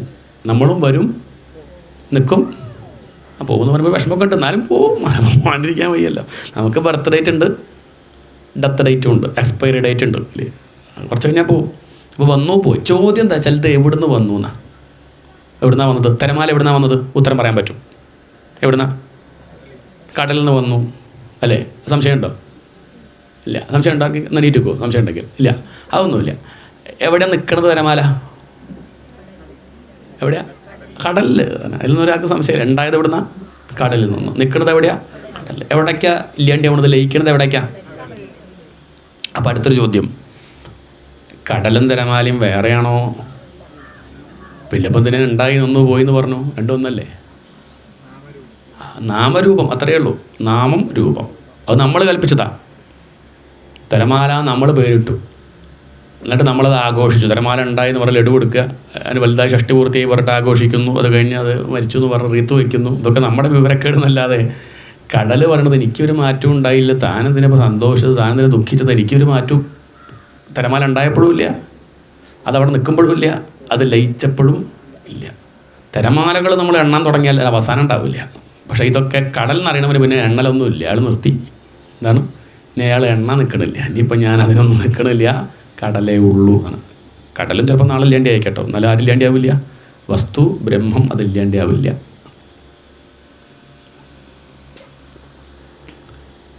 അത് തന്നെ എവിടേക്ക് എടുത്താലോ, ഓട്, വിളക്ക്, കിണ്ടി, ഉരുളി, ചട്ടുകം, ഇതൊക്കെ ഓടുകൊണ്ടുണ്ടാക്കിയതാണെങ്കിൽ വസ്തു ഓടാം. പക്ഷെ നമുക്ക് കണ്ടാൽ പല പല രൂപം, ആവശ്യത്തിനും രൂപം വേണം കേട്ടോ, വേറെ വിഷയം. വേണ്ടേ ചട്ടുകത്തിൽ വിളക്ക് കത്തിക്കാൻ പറ്റുമോ? അത് പറ്റില്ല. ഉരുളി കൊണ്ടുവച്ചിട്ട് കമഴ്ത്തി വെച്ചിട്ട് വിളക്ക്, അത് പറ്റില്ല. കത്തിക്കാൻ വിളക്കിൻ്റെ സ്ഥാനത്ത് ആ രൂപം തന്നെ വേണം, അതല്ലാണ്ട് ഓടിൻ്റെ ഉണ്ട വെച്ചിട്ട് കത്തിക്കാം. വ്യവഹാരത്തിൽ അതൊക്കെ വേണം. ഭാര്യയ്ക്ക് ഭാര്യ വേണം, മകന് മകൻ തന്നെ വേണം, ഒക്കെ സത്യമാണ്, അല്ല പറയണില്ല. പക്ഷേ അത് വ്യവഹാരം. പാരമാർത്ഥികമായിട്ട് സത്യത്തെ മറന്നാൽ വയ്യ. പക്ഷേ ഓടുണ്ടെങ്കിലേ കാര്യം നടക്കുള്ളൂ, അത് സംശയമില്ലല്ലോ. അത് ഓർത്താൽ മതി. കാര്യങ്ങളൊക്കെ നടക്കട്ടെ, പക്ഷേ ഓടാണ് സത്യം എന്ന് പറഞ്ഞു പോകണ്ട. നാമരൂപത്തിൽ ശ്രദ്ധിക്കുമ്പോഴും വസ്തു ഓടാന്നുള്ള കാര്യം മറക്കണ്ട. വിളക്ക് കത്തിക്കുമ്പോഴും ഉരുളിയിൽ പായസം ഉണ്ടാക്കുമ്പോൾ ചട്ടുകം കൊണ്ട് ഇളക്കുമ്പോഴൊക്കെ ഇതൊക്കെ ഓടുള്ളതുകൊണ്ടാട്ടോ. ഓടില്ലെങ്കിൽ പായസം ഉണ്ടാക്കാൻ പറ്റില്ല, ഉരുളി ഉണ്ടാവില്ല. കല്യാണം കഴിച്ച് കുട്ടികളൊക്കെ ആയിട്ട് കഴിയുമ്പോൾ ഇതൊക്കെ ഈശ്വരൻ്റെ കാരുണ്യം കേട്ടോ. അല്ലെങ്കിൽ ഇതൊക്കെ വസ്തു ബ്രഹ്മമാണ്, അതാണ് സത്യം. ഇതൊക്കെ നാളെ ഇല്ലാണ്ടിയാവും. തിരമാല പോണത് പോലെ ഇല്ലാണ്ടിയാവുന്നത് പേടിക്കൊന്നും വേണ്ട. എങ്ങോട്ടാണ് പോണത്? ആ കടലിലേക്കല്ലേ തിരമാല പോണത്. ഈ ഓട് ചിലപ്പോൾ ഇന്നിപ്പോൾ ഒരു ഉരുളി നിന്നിട്ട് നാളെ വിളക്കായി എന്ന് വരാം. ഇന്നത്തെ വിളക്ക് ചിലപ്പോൾ നാളെ ഉരുളിയെന്ന് വരാം. ഈ ഓട് ഉരുളി ഒക്കെ ചെപ്പോടെന്നൊക്കെ പറഞ്ഞാൽ എന്താ അർത്ഥം? കുംഭ വലുതും വായ ചെറുതുമായാൽ ചെപ്പോടെന്ന് വിളിക്കും, വായ വലുതായ ഉരുളിന്ന് വിളിക്കും. നമ്മൾ വിളിക്കുകയാണ്. ഉരുളിയുടെ പേരിൽ ഉരുളിയാന്ന് വെച്ചൊന്നുമില്ല ഉണ്ടോ?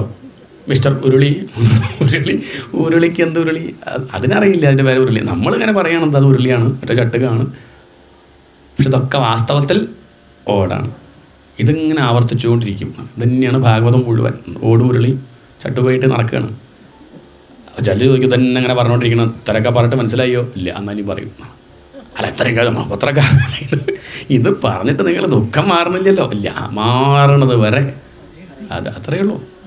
നമുക്കത് കേൾക്കുമ്പോൾ തോന്നുന്നു നിസ്സാരല്ലേ, നല്ല അനന്ത മറന്നു പോണത്. എന്താ ദുഃഖിക്കണത്? വിഷയങ്ങൾ പോകുമ്പോൾ എന്താ ദുഃഖിക്കണത്? രാഗവും ദ്വേഷവും എന്താ മാറാത്തത്? ഇതൊക്കെ കടലാണെന്താ ഉറപ്പിക്കാത്തത്? തിരമാല വരുമ്പോൾ പിന്നാലെ പോണത് എന്താ? ആ തിരമാല അങ്ങോട്ട് തിരിച്ചു പോകുമ്പോൾ ദുഃഖിക്കണത് എന്തിനാ? ബോധ്യാവുന്നില്ല. അതാണ് കാരണം. മന്യാകുതശ്ചിത് ഭയം അച്യുതസ്യ പാദാംബുജോപാസനം. ആ ഭയം നീങ്ങാനുള്ള വഴി പറയട്ടെ. അച്യുതസ്യ, അച്യുതൻ, ച്യുതിയില്ലാത്തവൻ. വിളക്കിന് ച്യുതിയുണ്ട്, പൊട്ടും. ഉരുളിക്ക് ച്യുതിയുണ്ട്, പൊട്ടും. നാമരൂപങ്ങൾ മാറിക്കൊണ്ടിരിക്കും, പൊട്ടും. ഭാര്യ ഭർത്താവൊക്കെ പൊട്ടും, മക്കൾ പൊട്ടും. പക്ഷേ അതിനൊക്കെ ഉണ്മ കൊടുത്ത ആ ഒരു സത്ത് ബോധം അത് പൊട്ടില്ല. ഓട് അതങ്ങനെ ഉണ്ടാവും. തിരമാല പൊട്ടും, പക്ഷേ എന്ത് പോവില്ല? നീർപ്പോള പൊട്ടും, പത പൊട്ടും, നൊര പൊട്ടും. പക്ഷെ എന്ത് പൊട്ടില്ല? ജലം അങ്ങനെ ഉണ്ടാവും, ശാശ്വതമായിട്ട് നിൽക്കും. അതിനെ ശ്രദ്ധിക്കൂ. അച്യുതസ്യ, അതാണ് ച്യുതിയില്ലാത്തവൻ. അതിന് ച്യുതിയില്ല കേട്ടോ, അത് ശ്രദ്ധിക്കൂ.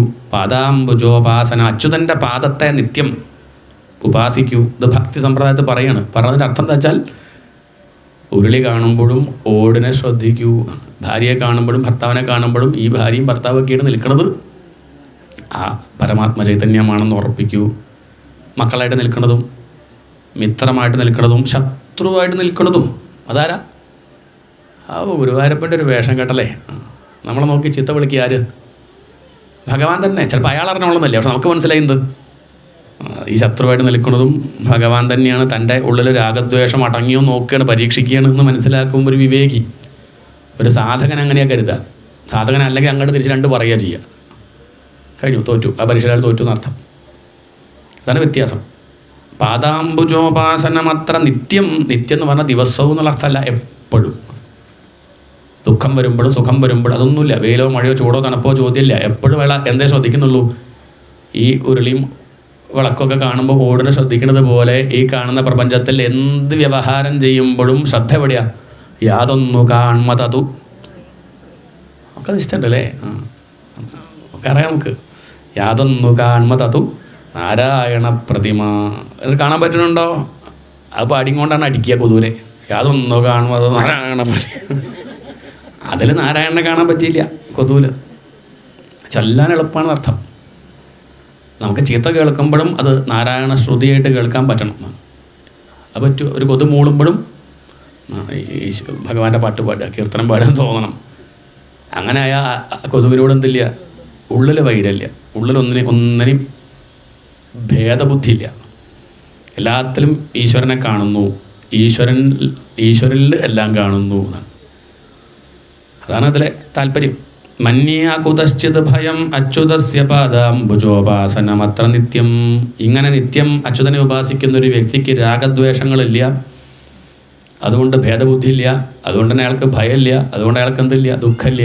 വിശ്വാത്മന, അയാൾ ഈ വിശ്വത്തെ കാണുന്നില്ല, തന്നെ കാണുന്നുള്ളൂ. വിശ്വത്തെ ആത്മാവായിട്ട് കാണുക. എന്താണ്? അഖിലം ഞാനിതെന്ന വഴി. എന്താണ്? അഖിലം ഞാൻ, ഈ ചെറിയ ഞാനല്ല. നമ്മളിപ്പോൾ ഈ ഒരു ഇതിൽ കൂട്ടിലിട്ട കിളിയെ പോലെ ഈ ചെറിയ ശരീരത്തിൽ ഒതുങ്ങി നിൽക്കുന്ന ഞാൻ എന്ന് പറഞ്ഞ് നിൽക്കുകയാണ്. അല്ലല്ല, ഇതിൽ മാത്രമല്ല, എന്നിലാണ് ഈ മനസ്സും ശരീരവും. എന്താണ്? എന്നിലാണ് ഈ മനസ്സും ശരീരവും, ഈ കാണുന്ന പ്രപഞ്ചം എന്നിലാണ്. ഓട് പറയും അങ്ങനെ. ഓട് നമ്മുടെ രഹസ്യമായിട്ട് പറയുന്നുണ്ട്. എന്താ പറയണത്? ഈ വിളക്കും കിണ്ടിയും കോളാമ്പിയും ഉരുളിയൊക്കെ എന്നിൽ. എന്താണ്? എന്നിൽ.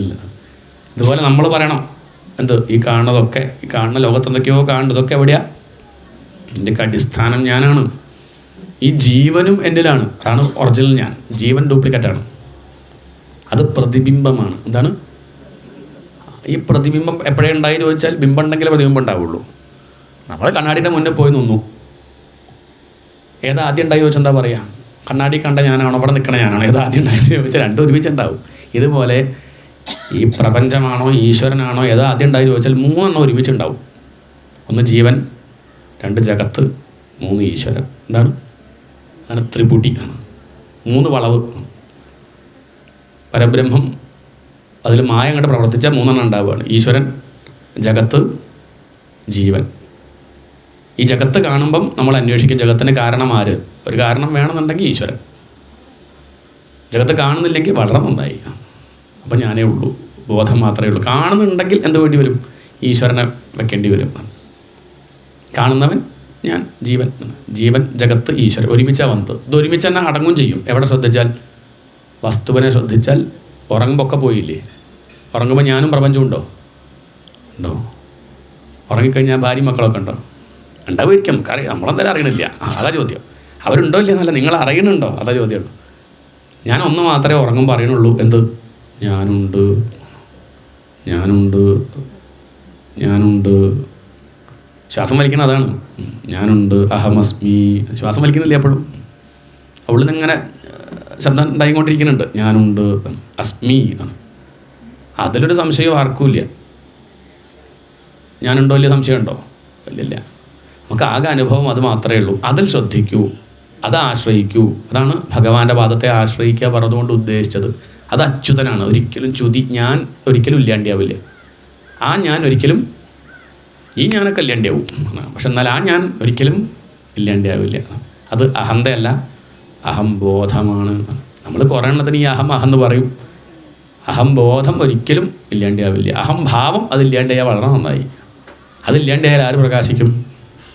അഹംബോധം ഒരു മറ ഇല്ലാണ്ട് പ്രകാശിക്കും. അഹംബോധത്തിന് പ്രകാശിക്കണം എന്നുണ്ട്, പക്ഷെ നമ്മുടെ അഹംഭാവം സംഭവിക്കണില്ല. അതാ പ്രശ്നം. ഉള്ളിൽ ഈ വിളക്ക് പ്രകാശിക്കുന്നുണ്ട്, പക്ഷെ പുറമേക്ക് പ്രകാശം എത്താത്തത്, ഇതാണ് ബുദ്ധിമുട്ടുണ്ടാക്കുന്നത്. അതുകൊണ്ട് ഈ അഹന്ത വെച്ച് ഭാഗവതം കേട്ടാലും അതേതുപോലെ ചോദിച്ചാൽ രമണ മഹർഷി പറഞ്ഞത്, കള്ളൻ തന്നെ പോലീസിൻ്റെ വേഷം കെട്ടി അന്വേഷിക്കുക. എങ്ങനെ ഉണ്ടാവും? ആജീവനാന്ത അന്വേഷിച്ചാൽ ആരെ കിട്ടില്ല. നമ്മൾ അഹന്ത ഒഴിവാക്കാൻ തയ്യാറല്ലെങ്കിൽ ഏത് മഹാപുരുഷന്മാരെ മുന്നിൽ പോയിട്ടും എത്ര ശാസ്ത്രം പഠിച്ചാലും ബോധ്യാവില്ല. ആദ്യം അഹന്ത ഒഴിവാക്കാൻ തയ്യാറാവണം. ആദ്യം ഒന്ന് കരയാൻ തയ്യാറാണെന്നാണ്. അതന്നിപ്പം ഗോപികാഗീതമൊക്കെ കാണാം. ഭാഗവത്തിൽ ദശമസ്കന്ധത്തിൽ പറഞ്ഞിട്ടുണ്ടല്ലോ. കുറച്ച് കഴിയുമ്പോൾ അവർ കരയും. ഏത് ഭക്തന്മാരുടെ കഥ എങ്ങനെയാണ്? അഹന്ത ഒലിക്കുകയാണ്. അഹന്ത കണ്ട് പോയാൽ ഇനി ഞാൻ ഇല്ലാണ്ടാവുമ്പം സത്യം പ്രകാശിക്കും. അതാണ് ഇവിടുത്തെ പ്രധാനം. മന്യാ കുതശ്ചിത് ഭയം അച്യുതസ്യ പാദാംബുജോപാസനമത്ര നിത്യം ഉദ്വിഗ്ന ബുദ്ധേഃ അസദാത്മഭാവാത് വിശ്വാത്മനാ യത്ര നിവർത്തതേ ഭീഹി. അങ്ങനെയാണെങ്കിൽ ഈ പേടി പോകും. ഒന്നുകൂടി പറയാം. നമുക്കൊക്കെ ദുഃഖമാണ് പ്രശ്നം. ദുഃഖത്തിന് കാരണം മറന്നുപോയോ? ഭയമാണ്. ദുഃഖത്തിന് കാരണം ഭയമാണ്. ഭയത്തിന് കാരണം രണ്ട് നില തോന്നൽ ഉണ്ടാവുന്നത് അജ്ഞാനം കൊണ്ട്. അജ്ഞാനം നീങ്ങണമെങ്കിൽ വസ്തു ഒന്നേ ഉള്ളൂ എന്ന് ഉറപ്പിക്കണം. തൽക്കാലം ബുദ്ധിയിൽ ഉറപ്പിക്കുക. അനുഭവത്തിൽ വരലൊക്കെ പിന്നെ അതവിടെ ഇരിക്കട്ടെ. തൽക്കാലം ബുദ്ധി കൊണ്ട് ഉറപ്പിച്ചുകൂടെ? ഈ കാണുന്ന കിണ്ടിയും ഉരുളിയൊക്കെ ഓടഞ്ഞാണെന്നൊന്ന് ഉറപ്പിച്ചുകൂടെ? സംഗതി പായസം ഉണ്ടാക്കാൻ ഉരുളി വേണം, കത്തിക്കാൻ വിളക്ക് വേണം, സമ്മതിച്ചു. എന്നാലും സംഗതി ഓടില്ലാണ്ട് പറ്റില്ലല്ലോ. ഇതിനൊക്കെ അടിസ്ഥാനം ഓടല്ലേ. ഇതുപോലെ ഈ കാണുന്ന പ്രപഞ്ചത്തിന് അടിസ്ഥാനം അത് ബ്രഹ്മം, അല്ലെങ്കിൽ ഒന്നുകൂടി ഭക്തിഭാഗത്ത് പറയുമ്പോൾ ഈശ്വരൻ എന്ന് പറയും. അതാണ് ഇവിടെ വർണ്ണിച്ചത്. ഇത് അറിയാനുള്ള ഏറ്റവും നല്ല വഴി എന്താ? കായേന വാച മനസേന്ദ്രിയേർവ ബുദ്ധ്യാത്മനാവാനുസൃതസ്വഭാവാത് കരോതി യദ്യത് സകലം പരസ്മൈ നാരായണായേതി സമർപ്പയേ തത്. ഇതാണ് ഭാഗവത ധർമ്മം. നമ്മളൊക്കെ ചൊല്ലാറുണ്ട്. ഈ ഭാഗവതത്തിലുള്ളതാണോ എന്ന് പലർക്കും അറിയില്ലെങ്കിലും ചെറിയ വ്യത്യാസം ഭാഗവതത്തിലുണ്ട് കേട്ടോ. നമ്മൾ ചൊല്ലുന്ന പോലെയല്ല. ഇത് ഉപദേശമായതുകൊണ്ട് ഇങ്ങനെയാണ് പറയുക. നമ്മൾ ചൊല്ലുമ്പം സമർപ്പയാമി എന്ന് പറയും. ഇത് ഉപദേശമാണ്. അപ്പോൾ കായേന എന്ന് പറഞ്ഞാൽ ശരീരം കൊണ്ട്, വാച വാക്കുകൊണ്ട്, മനസ്സുകൊണ്ട്. ഇത് മൂന്നും വളരെ പ്രധാന. മനസ്സ്, വാക്ക്, കർമ്മം. മനസ്സ്, വാക്ക്, കർമ്മം. ശരിക്കും പറഞ്ഞാൽ ഒന്നേ ഉള്ളൂ കേട്ടോ, മനസ്സ്. ഈ മനസ്സ് തന്നെയാണ് എന്തായി മാറണത്. മനസ്സിലില്ലാണ്ട് വാക്ക് മാത്രമായിട്ട് വരും തോന്നുന്നുണ്ടോ? ഞാൻ ഈ പറയണതൊക്കെ എൻ്റെ മനസ്സിലില്ലാണ്ട് വരിക തോന്നുന്നുണ്ടോ? മനസ്സിൽ പറഞ്ഞു കഴിഞ്ഞു. അത് വൈഖരിയായിട്ട് പുറമേക്ക് വരുമ്പോഴേ നിങ്ങൾ കേൾക്കണമെന്നേ ഉള്ളൂ. നിങ്ങൾ കേൾക്കാണ്ടേക്ക് പറയാൻ പറ്റും ഇല്ലേ? നമ്മളൊക്കെ എന്തൊക്കെ പറയുന്നുണ്ട്. ഇളെപ്പോഴാണ് നിർത്തുകയാവോ? ഞാൻ കേട്ടു. ഞാൻ അപ്പം നിർത്തും, 12:45 നിർത്തും. അല്ല, പറയണമെന്നില്ല. ആ പറയാണ്ട് തന്നെ ഉള്ളിലല്ലേ. അപ്പോൾ ഉദാഹരണം പറഞ്ഞതേ ഉള്ളൂ. ഇത് പുറമേക്ക് വരുമ്പോൾ മാത്രമേ ബാക്കിയുള്ളവർ കേൾക്കണുള്ളൂ എന്നേ ഉള്ളൂ. പക്ഷേ ഉള്ളിൽ ചില മുഖഭാവം കണ്ടാലും മനസ്സിലാവും. ഉള്ളിൽ പറഞ്ഞവർക്ക് ചിലപ്പോൾ ചില മുഖഭാവം കണ്ടാൽ തന്നെ നമുക്ക് മനസ്സിലാവും ഇതൊക്കെ പറയുന്നുണ്ടെന്നുള്ളതൊക്കെ. അപ്പോൾ അതുകൊണ്ട് മനസ്സാണ് മുഖ്യം. മനസ്സ് തന്നെയാണ് വാക്കാവണത്. വാക്കാണ് നമ്മുടെ പ്രവൃത്തി. അതുകൊണ്ട് പ്രവൃത്തിയാണ് നമ്മുടെ ഭാവി തീരുമാനിക്കുക. ഭാവി നന്നാവണം വെച്ചാൽ എവിടെ ചികിത്സിക്കണം? വാക്കോ? മനസ്സ്. മനസ്സ് ശുദ്ധമാക്കിയാൽ ശുദ്ധമായ വാക്കേ വരുള്ളൂ. ടാങ്കിൾ ക്ലീനാക്കിയാൽ പൈപ്പ് കൂടെ നല്ല വെള്ളം വരുള്ളൂ. പൈപ്പ് ക്ലീനാക്കിയിട്ട് കാര്യമില്ല. ടാങ്കിൽ അഴുക്കുണ്ടെങ്കിൽ പൈപ്പ് ക്ലീനാക്കിയിട്ട് വലിയ മെച്ചമൊന്നുമില്ല. വീണ്ടും വീണ്ടും വന്നുകൊണ്ടിരിക്കും. അതുകൊണ്ട് ശരീരവും വാക്കും വൃത്തിയാക്കിക്കൊണ്ട് മാത്രമായില്ല. മനസ്സ് വൃത്തിയാക്കുക എന്നുള്ളത് വളരെ പ്രധാനമാണ്. അപ്പോൾ സ്വാഭാവികമായിട്ട് ബാക്കി വൃത്തിയായിക്കോളും. അതുകൊണ്ട് അടിസ്ഥാനം മനസ്സാണ് വാക്കായിട്ട് മാറുന്നത്. ഇത് മനസ്സിലാക്കിയിട്ടാണ് ധിയോ യോ നഃ പ്രചോദയാത് അങ്ങനെ ഏറ്റവും വലിയ മന്ത്രം എന്നാണ് പറയുക. വേദത്തിലെ ഏറ്റവും വലിയ മന്ത്രം ഏതാ ചോദിച്ചാൽ ഇതാണ്. മന്ത്രങ്ങളുടെ മാതാവ് ഗായത്രി. സവിതാവ് എന്ന് പറഞ്ഞാൽ ബോധം, പ്രപഞ്ച സത്യം, ഈ പ്രകാശം, ഒരിക്കലും കെടാത്ത സൂര്യൻ. അതാണ് ബോധം. മറ്റേ സൂര്യനും കുറച്ച് കഴിഞ്ഞാൽ കെടുന്നാണ് ശാസ്ത്രം പറയണത്. നാളെ കരിക്കട്ടയിട്ട് വീണു വന്നേക്കാം. ആര്? ഇപ്പം കത്തുന്ന സൂര്യൻ. ഇനി കുറേ സൂര്യൻ. ഇത് മാത്രമൊന്നുമല്ല, എത്ര സൂര്യന്മാരുണ്ട്, എത്ര ഭൂമികളുണ്ട്, എന്നതിൻ്റെയൊക്കെ കഥ നമുക്കൊന്നും നിശ്ചയില്ല. പക്ഷെ ഒരിക്കലും ഇതൊക്കെ നാളെ കെട്ടാലും കെടാത്ത ബോധം. അതാണ് ഇവിടെ. ധിയോ യോ നഃ പ്രചോദയാത്. ബുദ്ധിയെ പ്രചോദിപ്പിക്കണം. ഈ സത്യത്തെ അറിയാൻ ബുദ്ധിയെ പ്രചോദിപ്പിക്കണം. അതാണ് പ്രാർത്ഥന. സദ്ബുദ്ധി ഉണ്ടാവണേന്നർത്ഥം ചുരുക്കി പറഞ്ഞാൽ. സദ്ബുദ്ധിയുള്ള ആൾക്ക് പിന്നെ നല്ലതേ വരുള്ളൂ. പറയേണ്ട കാര്യമില്ല. അയാളുടെ മനസ്സിലുള്ളത് തന്നെ പുറമേക്ക് വാക്കായിട്ട് വരുള്ളൂ. വാക്ക് തന്നെയാണ് പ്രവൃത്തി. ഒരാളുടെ വാക്ക് നോക്കിയാൽ ഉള്ളിൽ എന്താ ഉള്ളത് മനസ്സിലാക്കാം. എന്താണ്? അവിടെ മിണ്ടാണ്ടിരുന്നാൽ മതി. എന്നാൽ പിന്നെ വല്ലാണ്ട് ബാക്കിയുള്ളവർ വായിക്കില്ല. ചില വീട്ടിലൊക്കെ പോയാൽ കുട്ടികളോട് സംസാരിച്ചാൽ മതി. കുട്ടികൾ സംസാരിക്കണമെങ്കിൽ മനസ്സിലാക്കാം അച്ഛനും അമ്മയൊക്കെ എന്തൊക്കെ സംസാരിക്കുന്നുണ്ട്, അവരുടെ ഭാഷ എന്ന് മനസ്സിലാക്കാം. സ്കൂളിൽ പോയി തുടങ്ങിയില്ലെങ്കിൽ പിന്നെ അത് പറയാം. സ്കൂളിൽ പോയി തുടങ്ങിയിട്ട് അപ്പം അങ്ങനെയൊക്കെ പറയാം. പോയി തുടങ്ങാത്തപ്പോൾ നിവൃത്തിയില്ല. ചിലപ്പോൾ മൊബൈലൊക്കെ കേട്ടിട്ടുണ്ടാവും കേട്ടോ. അപ്പോൾ അതിലൊക്കെ പലതും കാണണം. അങ്ങനെയൊക്കെ പറഞ്ഞ് രക്ഷപ്പെടാം നമുക്ക്. അങ്ങനെയൊക്കെ വഴികളുണ്ട്. അപ്പോൾ അതാണ് വിഷയം. അപ്പം വാക്കാണ് പ്രവൃത്തിയാവണത്. പ്രവൃത്തിയുടെ സൂക്ഷ്മം വാക്ക്, വാക്കിൻ്റെ സൂക്ഷ്മം മനസ്സ്. ഇപ്പം മനസ്സുകൊണ്ട് ചെയ്യുന്നത് മുഴുവൻ എവിടെ തട്ടെ? ഭഗവാന് സമർപ്പിച്ചോളൂ. അത് നല്ലത് മോശം എന്ന് വിചാരിക്കേണ്ട. എന്താണ്? നമുക്കതാ വിഷയം. നല്ലതൊക്കെ സമർപ്പിക്കാം, മോശം സമർപ്പിക്കേണ്ട. മോശം നല്ലതൊന്നുമില്ല.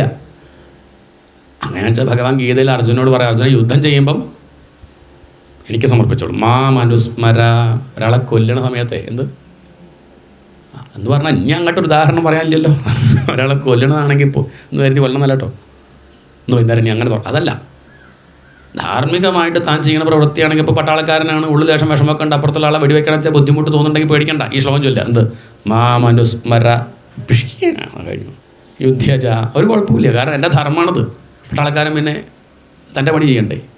നമ്മൾ ഭാഗം വായിക്കുന്ന പോലെ തന്നെയാണ് അയാളുടെ പണിയാണത്. അതിന് യൂണിഫോം ഇടുമ്പോഴേ ചെയ്യാവേ. ധരിച്ചു വെച്ചിട്ട് നാട്ടിൽ വന്നിട്ട് വെടിവെച്ചാൽ വേറെ വകുപ്പാണ്. തൻ്റെ ധർമ്മം അനുഷ്ഠിക്കുമ്പം അതിന് വിഷമിക്കേണ്ട കാര്യമില്ല. തൻ്റെ ധർമ്മമാണത് മനസ്സിലാക്കിയിട്ട് എന്ത് ചെയ്യാം? അതിലൊരു കുലുക്കൂല്ലാണ്ട് ലേശം പോലും ഒരു ചലനം മനസ്സിനില്ല, ഉറപ്പ്. മാമനുസ്മര യുദ്ധച. അപ്പം യുദ്ധം വരെ ചെയ്യാമെന്ന് പറഞ്ഞ അർത്ഥം ബാക്കിയുള്ളത് അടുക്കള പണിയുടെ കാര്യം പിന്നെ പറയാനുണ്ടോ? അത് പറയാനുണ്ടോ? ഇവിടെ ബാക്കിയുള്ള കാര്യമൊക്കെ അത്ര നിസ്സാരം. ആ വിഷയങ്ങളൊക്കെ പറയാനുണ്ടോ? ഒക്കെ ഈശ്വരനിൽ സമർപ്പിച്ചോളൂ. സമർപ്പിച്ചാലും ഇല്ലെങ്കിലും ഈശ്വരനിൽ സമർപ്പിതമാണ്. സമർപ്പിച്ചാൽ എന്താ ഗുണം? സ്വസ്ഥമായിട്ടിരിക്കാം. നമ്മൾ തീവണ്ടി കയറിയ ഉടനെ എന്താ ചെയ്യുക? ലഗേജ് തലയിൽ വയ്ക്കും. തലയിലോ? കയറിയ ഉടനെ എങ്ങനെയെങ്കിലും ഇതൊരു ഭാഗത്ത് വെക്കണം. വെച്ചാൽ എന്താ വെച്ചാൽ നമുക്ക് സ്വസ്ഥമായിട്ട് നിൽക്കാമല്ലോ. എന്തായാലും വണ്ടി നമ്മളെയും കൊണ്ടുപോകും, ലഗേജും കൊണ്ടുപോകും. നമുക്കതൊരു ഭാഗത്ത് വെച്ചാൽ നമുക്ക് സ്വസ്ഥമായിട്ടിരിക്കാം. അത് തലയിൽ വെച്ചിരുന്നാലോ അത് സ്വസ്ഥമായിട്ടിരിക്കാൻ പറ്റില്ല. അപ്പോൾ അതുകൊണ്ട് നമുക്ക് സമാധാനം വലുത്. എന്നാൽ ലഗേജ് താഴത്ത് വെച്ചാൽ നഷ്ടപ്പെടുമൊന്നുമില്ല. ലഗേജും ആര് കൊണ്ടുപോകുന്നുണ്ട്? ആ തീവണ്ടി കൊണ്ടുപോകും, നമ്മളെയും കൊണ്ടുപോകും. അതുകൊണ്ട് വിവരമുള്ളവരാണെങ്കിൽ ഉള്ളിൽ കയറി ഉടനെ എന്ത് ചെയ്യും? ഉടനെ ആ ഭാരം വണ്ടിക്ക് സമർപ്പിക്കും. ഇതുപോലെ വിവരമുള്ളവനാണെങ്കിൽ ഇവിടെ കാര്യം മനസ്സിലാക്കിയാൽ ഉടനെ തന്നെ തൻ്റെ എല്ലാം ആർക്ക് സമർപ്പിക്കും?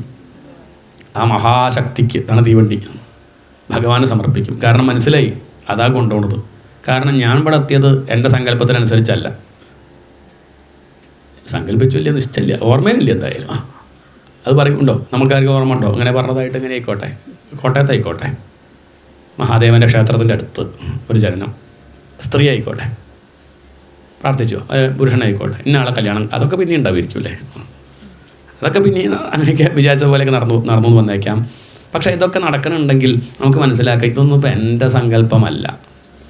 ശരീരത്തിന് ക്ഷീണമാവണം ഞാൻ സങ്കല്പിക്കുന്നില്ല, നന്നാവണമെന്ന് വിചാരിക്കുന്നുണ്ട്, എന്നിട്ടത് നടക്കണില്ല. മുഖം ചൊളിയുന്നുണ്ട് അല്ലേ, മുടി നരയ്ക്കുന്നുണ്ട്, സങ്കല്പിച്ചു മുടി നരയ്ക്കട്ടെ, അങ്ങനെയൊന്നുമില്ല. അത് നരയ്ക്കുന്നുണ്ട്, വയ്യായി വരുന്നു അല്ലേ, പലതും സംഭവിക്കുന്നുണ്ട്. ഉറങ്ങട്ടെ വിചാരിച്ചിട്ട് ഉറങ്ങുക ആണോ? ഭാഗവതം കേട്ടിട്ട് ഉറങ്ങാൻ തരാവണേ ഈശ്വര, അങ്ങനെയൊന്നുമില്ല. അങ്ങനെ കേട്ട് ഉറങ്ങിപ്പോവും. ഉണരാനാകുമ്പോൾ ഉണരും. ചിലപ്പോൾ അലാറം കേട്ടോളന്നില്ല, ചിലപ്പം അലാറം അടിക്കുന്നതിൻ്റെ 5 മിനിറ്റ് മുന്നേ കൃത്യം ഉണരുക. അങ്ങനെ ഉണ്ട് ചില അങ്ങനെ അല്ലേ, നമുക്കൊക്കെ അങ്ങനെ ഉണ്ടാവാറില്ലേ? അത് നോക്കി എന്താ അലാറം അടിയാത്ത നോക്കുമ്പോൾ 5 മിനിറ്റ് കൃത്യം അങ്ങനെ ഉണ്ട്. 1 മിനിറ്റ് മുന്നേ എണീറ്റിട്ട് ഇത് ഓഫാക്കുക, അങ്ങനെയൊക്കെ ഉണ്ട്. അത് ഉള്ളിൻ്റെ ഉള്ളിൽ അങ്ങനെ ഉണരണം എന്നുള്ള വിചാരം ഉണ്ടെങ്കിൽ വലിയ ബുദ്ധിമുട്ടൊന്നുമില്ല, അങ്ങനെ സമയത്ത് തന്നെ ഉണരാം. ഇതൊക്കെ എങ്ങനെയെന്നാണ് ചോദ്യം. അപ്പോൾ നമുക്ക് മനസ്സിലാവും ഇതിപ്പം എൻ്റെ കയ്യിലൊന്നുമല്ല, ഇതിപ്പോൾ ഇവിടുത്തെ ആരും നിയന്ത്രിക്കുന്നതല്ല. അതൊരു വ്യക്തിയാവൊന്നും പറയണ്ട, അതിലാണ് ചർച്ച, ബുദ്ധിമുട്ടൊക്കെ അവിടെ യുക്തിവാദികൾ നമ്മൾ തമ്മിൽ വിഷമം. വേദാന്തം പറയുമ്പോൾ യുക്തിവാദികൾക്ക് ഒന്നും പറയാണ്ടാവില്ല. എന്താണ്? അവരിത് സംഭവിച്ച കാര്യമാണ്, ഇല്ലാത്തതൊരിക്കലും ഉണ്ടാവില്ല, ഉള്ളതൊരിക്കലും നശിക്കില്ല. തന്നെയാണ് ഗീതയിലും പറഞ്ഞത്, നാസതോ വിദ്യതേ ഭാവ നാഭാവോ വിദ്യതേ സദാ. ഉള്ളതൊരിക്കലും ഇല്ലാണ്ടാവില്ല, ഇല്ലാത്തതൊരിക്കലും ഉണ്ടാവില്ല. ഉള്ളതിലങ്ങനെ മാറ്റങ്ങൾ സംഭവിക്കുക, അതും വാസ്തവത്തിലില്ല. വെള്ളം കടലില്ലാണ്ടാവുന്നുണ്ടോ? ഇല്ല. തിരമാല ഉണ്ടാകുമ്പോൾ കടലില്ലാണ്ടായോ? കടൽ വേറൊന്നായി മാറുകയാണോ? ഒന്നുമല്ല. ഓട് വിളക്കായിട്ട് മാറുകയാണോ? ആണോ? ഓട് അവിടെ തന്നെ ഇല്ലേ വിളക്കാകുമ്പോഴും? നമ്മൾ പറയുമ്പോൾ അങ്ങനെ പറയണമെന്നേ ഉള്ളൂ. വിളക്കാകുമ്പോഴും ഓടിനൊരു മാറ്റവും പാല് തൈരായതുപോലെയാണോ ആണ് ചോദ്യം. ആണോ? അത് പരിണാമമാണ്. പാല് തൈരായാൽ തിരിച്ചങ്ങട്ടനെ പോവുമോ? എന്നാൽ ഓട് വിളക്കായാൽ തിരിച്ചങ്ങട്ടനെ പോവും. ഓട് വിളക്കായിട്ടില്ല, ഓട് വിളക്കാകുമ്പോഴും ഓടായിട്ട് തന്നെ ഇരിക്കുന്നുണ്ട്. അതിന് ഒരു മാറ്റം വന്നിട്ടില്ലാന്നുള്ളത് നമ്മൾ മനസ്സിലാക്കണം. അത് വിവർത്തം എന്നാണ് പറയുക. പരിണാമം, വിവർത്തം, ഇങ്ങനെ രണ്ടുണ്ട്. പരിണാമം ആണ് ഈ പ്രപഞ്ചം എന്നാണ് ചിലർ പറയുക. പക്ഷേ വേദാന്തികൾ പറയും പരിണാമമല്ല, വിവർത്തം. കയറിൽ പാമ്പ് എന്ന് തോന്നി. എന്താണ് എന്താ ഉദാഹരണം? അരണ്ട വെളിച്ചത്തിൽ കയറ് കണ്ട് പാമ്പ് എന്ന് തോന്നി. കയറിൽ പാമ്പ് തോന്നി, വാസ്തവത്തിൽ കയറിലല്ല, നമ്മുടെ അജ്ഞാനത്തിൽ, വിവരമില്ലായ്മയിലാണ്. അല്ലടാ, കയറിൽ നമ്മൾ പാമ്പെന്ന് വിചാരിച്ചതിന് കയറ് കുറ്റക്കാരനാണോ? നമ്മളിവിടെ ദുഃഖിക്കുന്നതിന് ഭഗവാൻ കുറ്റക്കാരനാണോ? അല്ല. അതാണ് മറുപടി. ഒരുപാട് കുറ്റം പറയാം, ഞാൻ അങ്ങനെ ഇവിടെ അങ്ങനെ നോക്കി. ഭഗവാൻ പറയുന്നത് കണ്ണ് തുറന്നാൽ പോരടോ. ഒന്ന് വെളിച്ചം കൊണ്ടുവന്ന് നോക്കിയാൽ പോരെ, ഇത് മനസ്സിലാവില്ലേ പാമ്പല്ല എന്നുള്ളത്. തൊട്ട് മുമ്പിൽ നടന്നു പോയ മുത്തശ്ശിയുടെ തലേന്ന് മുല്ലമാല വീണതാ. അത് കണ്ട് ഇയാൾ പാമ്പ് പാമ്പ് എന്താ ചെയ്യുക? ആ പാമ്പ് പാമ്പ് അയാൾ പേടിക്കുന്നത് അയാളുടെ കുറ്റമല്ലേ, ഭഗവാന്റെ കുറ്റാണോ? അത് ആ കയറിൻ്റെ കുറ്റാണോ? കയറിൽ പാമ്പ് എന്ന് തോന്നിയത് ആരുടെ കുറ്റം? കണ്ടവൻ്റെ കുറ്റം. ആരുടെ? പാമ്പെന്ന് കണ്ടവൻ്റെ കുറ്റം. വിവരമുള്ളവൻ ടോർച്ചടിച്ചിട്ട് പാമ്പെന്ന് കാണാതെ അവിടെ കയറേ ഉള്ളൂ എന്ന് മനസ്സിലാക്കി സ്വസ്ഥമായിട്ട് ജീവിതം നയിച്ച് മുന്നോട്ട് പോകുന്നു. ആ കയറിൻ്റെ സ്ഥാനത്ത് ഈശ്വരൻ ആരാണ്? അല്ലെ മുല്ലമാല ആയിക്കോട്ടെ, അല്ലെ കയറ് പറയുമ്പോൾ ഒരു പ്രയാസം ആയിക്കോട്ടെ, ഈ മുല്ലമാല ആയിക്കോട്ടെ, നല്ല സുഗന്ധമുള്ള നല്ല വാടാത്ത മുല്ലമാല, ഈശ്വരൻ. ആ ഈശ്വരൻ്റെ സ്ഥാനത്ത് നമ്മളാരെയാണ് കാണുന്നത്? പ്രപഞ്ചം. എന്താണ്? വിശ്വം വിഷ്ണുഹു. അത്ര മതി, ബാക്കിയുള്ള അവിടെ ഇരിക്കട്ടെ. വിശ്വം വിഷ്ണുഹു. ഇത് വാസ്തവത്തിൽ വിഷ്ണുവാണ്. നമുക്കത് വിശ്വമായിട്ട് കാണുന്നു. ഒരു ഭാഗത്ത് ജനനം, ഒരു ഭാഗത്ത് മരണം, ഭയം, ദുഃഖം, അത് ഇത് എന്തൊക്കെയോ കാണുന്നുണ്ട്. വാസ്തവത്തിൽ എന്തേ ഉള്ളൂ? ഈശ്വരനേ ഉള്ളൂ. വാസ്തവത്തിൽ കയറേ ഉള്ളൂ. പക്ഷെ നമുക്കത് പാമ്പായിട്ട് തോന്നിയതാ പ്രശ്നം. ഇതുപോലെ പ്രപഞ്ചമായിട്ട് തോന്നി. വാസ്തവത്തിൽ എന്തില്ല? പ്രപഞ്ചം ഉണ്ടായോ? കയറ് എപ്പോഴെങ്കിലും പാമ്പായോ? കയറിൻ്റെ പകുതി പാമ്പ് പകുതി കയറ് അങ്ങനെ അയ്യോ? ഇല്ല പറയണം, അപ്പോഴത് മനസ്സിലാവുള്ളൂ. ഇതാണ് അതിൻ്റെ ഒരു വിഷയം. ഇതത്ര എളുപ്പത്തിൽ അങ്ങനെ ടോണിക്ക് പോലെ കുടിക്കാൻ പറ്റുമെന്നല്ല. സപ്താഹത്തിലൊന്നും അങ്ങനെയൊന്നും പറയൂല. അതൊന്നും പറയാൻ നിൽക്കുക, പിന്നെ സപ്താഹത്തിൽ പറയാൻ നിൽക്കുക അതൊന്നും ഉണ്ടാവില്ല. അതൊക്കെ അങ്ങനെ വിട്ടു പോകും. പക്ഷെ ഇതാണ് മുഖ്യം. ഒരിക്കലും കയറ് പാമ്പായിട്ടില്ല, ഒരിക്കലും ഈശ്വരൻ പ്രപഞ്ചമായിട്ടില്ല. മനസ്സിലായില്ലേ? അതിന് ഉദാഹരണമാണത്. എന്ത്? കയറും പാമ്പ്.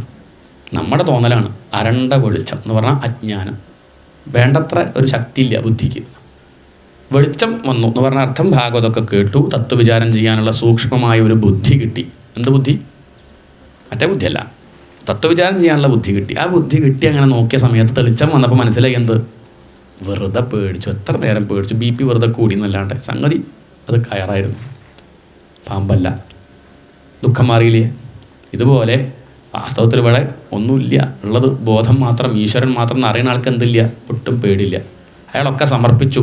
സമർപ്പണം എന്ന് പറഞ്ഞ അർത്ഥം ആ എല്ലാ വസ്തുക്കളിലും വസ്തു ഒന്നെന്നുള്ളത് കാണുക, നാമരൂപത്തെ വിട്ട് വസ്തുവിനെ കാണുക. അതാണ് ആശ്രയം എന്ന് പറഞ്ഞാൽ. ഏതുപോലെ ലഗേജ് താഴെ വെക്കുക പറഞ്ഞില്ലേ, വണ്ടി കയറിയാൽ മഹാശക്തി നയിക്കുന്നു, നടക്കട്ടെ, അത്രയേ ഉള്ളൂ. അതാണ് സമർപ്പണം. പറയാൻ എളുപ്പമാണ്, പക്ഷെ അത് പ്രായോഗികമാകാൻ അത്ര എളുപ്പമല്ല. സമർപ്പിക്കുക എന്ന് പറഞ്ഞാൽ നല്ലത് സമർപ്പിക്കുക. ചെയ്യുന്ന കർമ്മങ്ങളൊക്കെ ഈശ്വരന് സമർപ്പിക്കണമെന്ന് കണ്ടാൽ ആദ്യം എന്താവും? ആദ്യം നല്ലത് ചെയ്യുള്ളൂ എന്നാവും. എന്താണ്? പിന്നെ പഴയതുപോലെ വർത്തമാനം പറയാൻ പറ്റില്ല, മോശം വാക്യങ്ങൾ പറയാൻ പറ്റില്ല, ചീത്ത വിളിക്കാൻ പറ്റില്ല. കാരണം ചിന്തുന്നുണ്ട്. ഇതൊക്കെ എങ്ങോട്ടാണ് പോണത്? ഇതൊക്കെ ഭഗവാന്റെ അക്കൗണ്ടിലേക്കാണ് പോണത്. ഭഗവാന്റെ പാദത്തിലൂടെ സഞ്ചരിക്കുന്നത്. എൻ്റെ വാക്കെന്ന് കണ്ടാൽ പിന്നെ എനിക്ക് ഞാൻ ചെയ്യുന്ന പ്രവൃത്തിയൊക്കെ, കൈകൊണ്ട് ചെയ്യുന്നതൊക്കെ ഭഗവാനെ ആരാധിക്കുന്നു എന്ന് പറയുമ്പോൾ പിന്നെ കള്ളപ്പെടാൻ പറ്റൂ? വിടാൻ പുറപ്പെടുമ്പം ഈ ശ്ലോകം ഓർമ്മ വരും. അതുകൊണ്ട് ഇതൊക്കെ പഠിക്കാണ്ടിരിക്കുക നല്ലത്. അപ്പോൾ അതാണ് ഇതിൻ്റെ വിഷയം. കായേന വാചാ മനസേന്ദ്രിയർവാ ബുദ്ധിയാത്മനാ വാ അനുസൃത സ്വഭാവാത്. കുറച്ചു കാലം അങ്ങനെ നമ്മൾ അഭ്യസിക്കാൻ പുറപ്പെട്ടാൽ സ്വാഭാവികമായിട്ട് അങ്ങനെ മനസ്സെങ്ങോട്ട് ഒഴുകും? എന്ത് കാണുമ്പോഴും ഈശ്വരനെ, ആരെ കാണുമ്പോഴും നാരായണ പ്രതിമ പറഞ്ഞാൽ നമ്മളിത് കണക്കാക്കാൻ നോക്കുമ്പോഴേക്കും അവർ ചതുർഭാഗമായിട്ട് മാറുന്നല്ല. നമ്മളങ്ങനെ നോക്കുമ്പോഴേക്കും അങ്ങനെ മഞ്ഞപ്പട്ടെടുത്തും കൊണ്ട് അങ്ങനെ കണ്ടു തുടങ്ങിയ ബുദ്ധിമുട്ടാവും.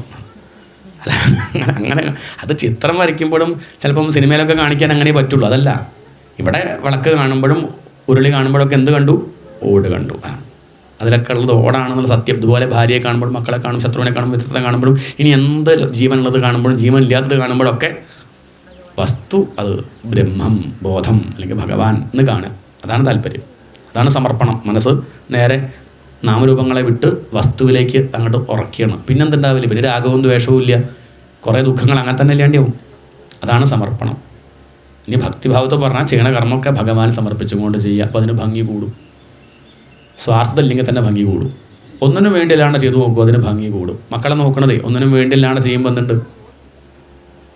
ഇല്ലേ, ഭംഗി കൂടില്ലേ? മുത്തശ്ശന്മാർ പേരക്കുട്ടനെ നോക്കണത് ഒന്നിനും വേണ്ടിയില്ലാണ്ടാകുമ്പോൾ ഭംഗി കൂടണല്ലേ? വേണ്ടിയിട്ടാകുമ്പോഴോ ഭംഗി കുറയും. അതാണ് വ്യത്യാസം. ഫ്ലാറ്റ് കിട്ടാൻ വേണ്ടി പാടുന്നതും പിന്നെ സ്വന്തം ആസ്വദിച്ച് പാടുന്നതും രണ്ട് വ്യത്യാസമല്ലേ? ഇല്ലേ? കാശ് കിട്ടാനല്ലാണ്ട് നമ്മൾ പാടാറില്ലേ? കുളിമുറിയിൽ നിന്ന് പാടുന്നത് കാശ് കിട്ടാനാ? അത് അങ്ങനെയൊക്കെ പാടില്ലേ? അപ്പോൾ അതിലിപ്പം ആസ്വാദനം മാത്രമേ ഉള്ളൂ. ഇത് രണ്ട് വ്യത്യാസമുണ്ട് അർത്ഥം. താൻ സന്തോഷിച്ചും കൊണ്ട് പ്രവർത്തിക്കുന്നതും സന്തോഷം കിട്ടാനും പ്രവർത്തിക്കുന്നതും വ്യത്യാസമുണ്ട്. എന്താണ് അടിവര, പുതിയൊരാശയം. എന്താണ് സന്തോഷിക്കാൻ? നമ്മളിപ്പോൾ എന്താ ഇപ്പം ഇങ്ങനെ പ്രവർത്തിക്കുക എന്നിട്ട് നാളെ സന്തോഷിക്കുക അല്ലല്ല. സന്തോഷിച്ചും കൊണ്ട് പ്രഭാഷണം അങ്ങനെ ചെയ്യുക എന്നിട്ട് കഴിഞ്ഞിട്ട് സന്തോഷിക്കുക അല്ലല്ല.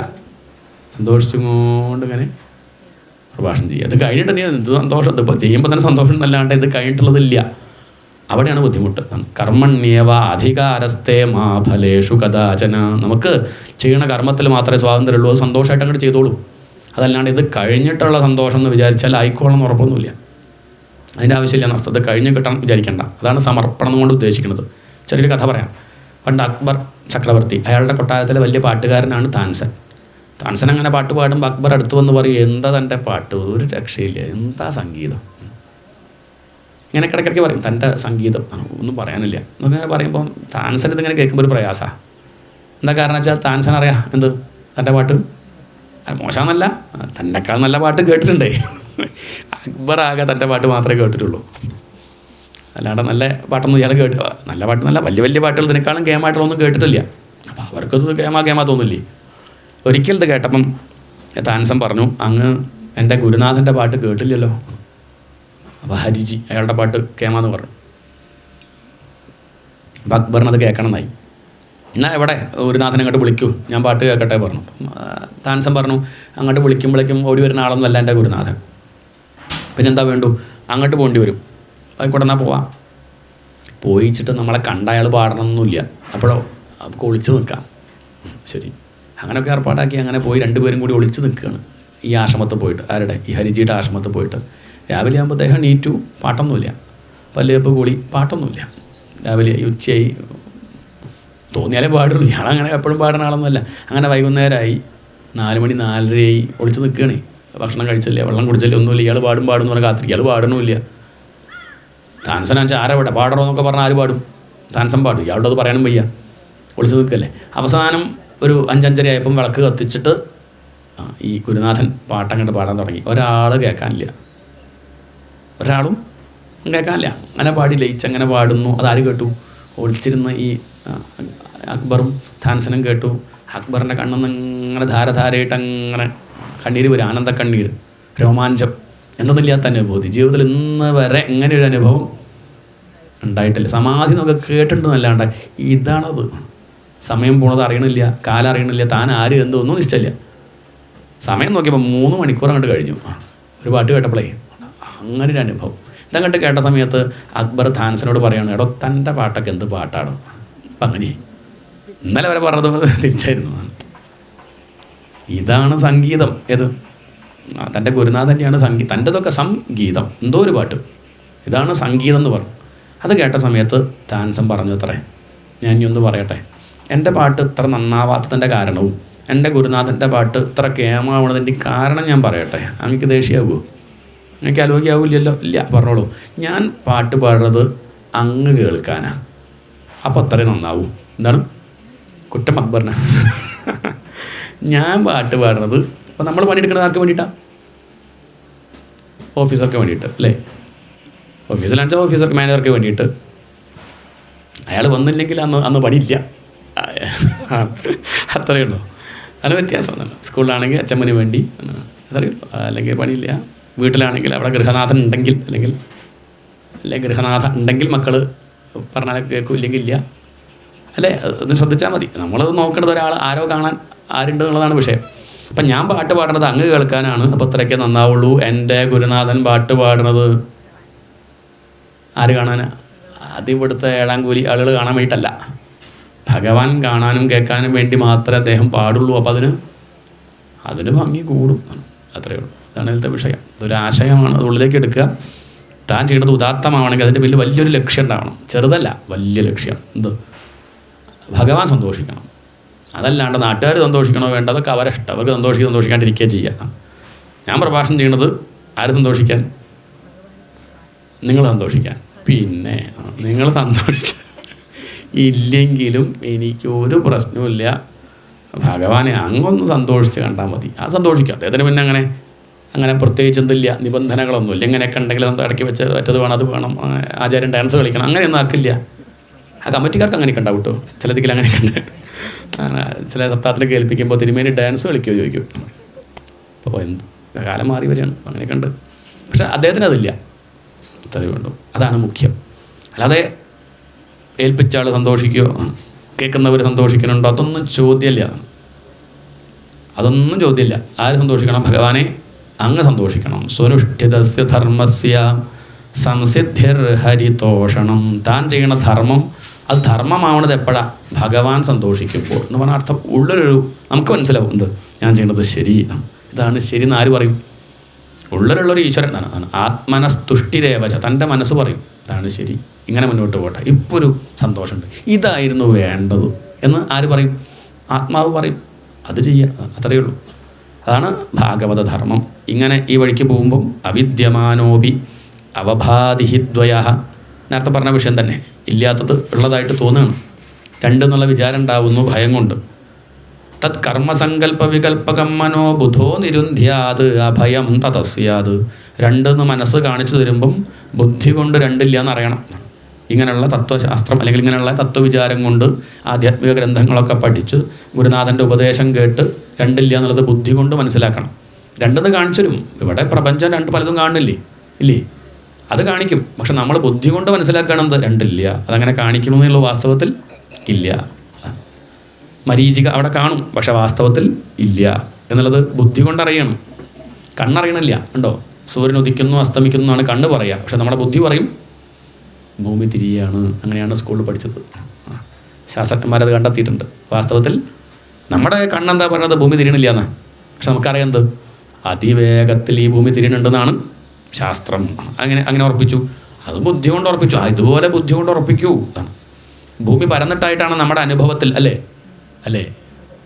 എന്നാൽ വാസ്തവത്തിൽ ഭൂമി പറഞ്ഞിട്ടല്ല, ഉരുണ്ടിട്ടാണെന്നുള്ളതാണ് സത്യം. ഇതെങ്ങനെ ഉറപ്പിച്ചു? അത് ബുദ്ധിയിൽ ഉറപ്പിച്ചു. ഇതുപോലെ നമ്മൾ ദുഃഖിക്കാനൊക്കെ ഉണ്ടാവാം, എങ്കിലും ജ്ഞാനികൾ പറയണു ആനന്ദമാണ് നമ്മുടെ സ്വരൂപം. അത് ഉറപ്പിക്കും. ഉറപ്പിച്ച തന്നെ ദുഃഖം പോകും. ഈ സത്യത്തെ ഉറപ്പിക്കുക. ശൃണ്വൻ സുഭദ്രാണി രഥാംഗപാണേഹേ. ഈ കാര്യങ്ങളൊക്കെ കേൾക്കാൻ ശ്രദ്ധ എപ്പോഴാണ് ഉണ്ടാവുക? അതുണ്ടാവുന്നത് വരെ എന്ത് ചെയ്യണം? ശൃണ്വൻ, ഈശ്വര കഥകൾ കേൾക്കുക. ലേശം മനസ്സൊന്ന് അടങ്ങട്ടെ. രഥാംഗപാണേഹേ ജന്മാനി കർമാണി ചയാനി ലോകേ. ഭഗവാന്റെ കഥകൾ കേൾക്കുക, കീർത്തനങ്ങളൊക്കെ പാടുക. ഗീതാനി നാമാനി, ഭഗവാന്റെ നാമം ലജ്ജ വിട്ട് ജപിക്കുക. തദർത്ഥകാനി ഗായൻ വിലജ്ജോ വിചരേത് അസംഗഹ. അങ്ങനെ അസംഗനാവണം. ലോകത്തെ ശ്രദ്ധിക്കാണ്ടാവുക. ഏവം വ്രതഃ, ഇതൊരു വ്രതമായിട്ട് എടുക്കുക, ഒരു തപസ്സായിട്ട്. ഇനി ഞാൻ ലോകത്തിന് വേണ്ടി പണിയെടുക്കണമെന്ന് നിർത്തി തീരുമാനിക്കുക. അങ്ങനെയാണ് വലിയ വലിയ മഹാത്മാക്കളൊക്കെ ജീവൻ മുക്തരായത്. അങ്ങനെയാണ്. ജി ബാലകൃഷ്ണ സാറിൻ്റെ കഥയൊക്കെ പറയും. മകന് വയ്യാണ്ടായി, രോഗം വന്നു, ആ മകൻ മരിക്കുകയാണ്. അയാളുടെ പേര് അരവിന്ദൻ എന്നാണ്. അപ്പം മരിക്കണ സമയത്ത് അച്ഛനോട് പറഞ്ഞു ശിവ എന്ന് ജപിക്കുമോ ചോദിച്ചു.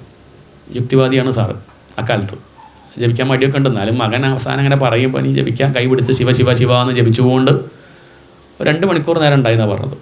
അദ്ദേഹം കണ്ണങ്ങടച്ച് മകൻ അന്ന് അങ്ങോട്ട് തീരുമാനമെടുത്തു, ഇനി ഞാൻ ഭൗതിക നേട്ടത്തിന് വേണ്ടി പ്രയത്നിക്കില്ല.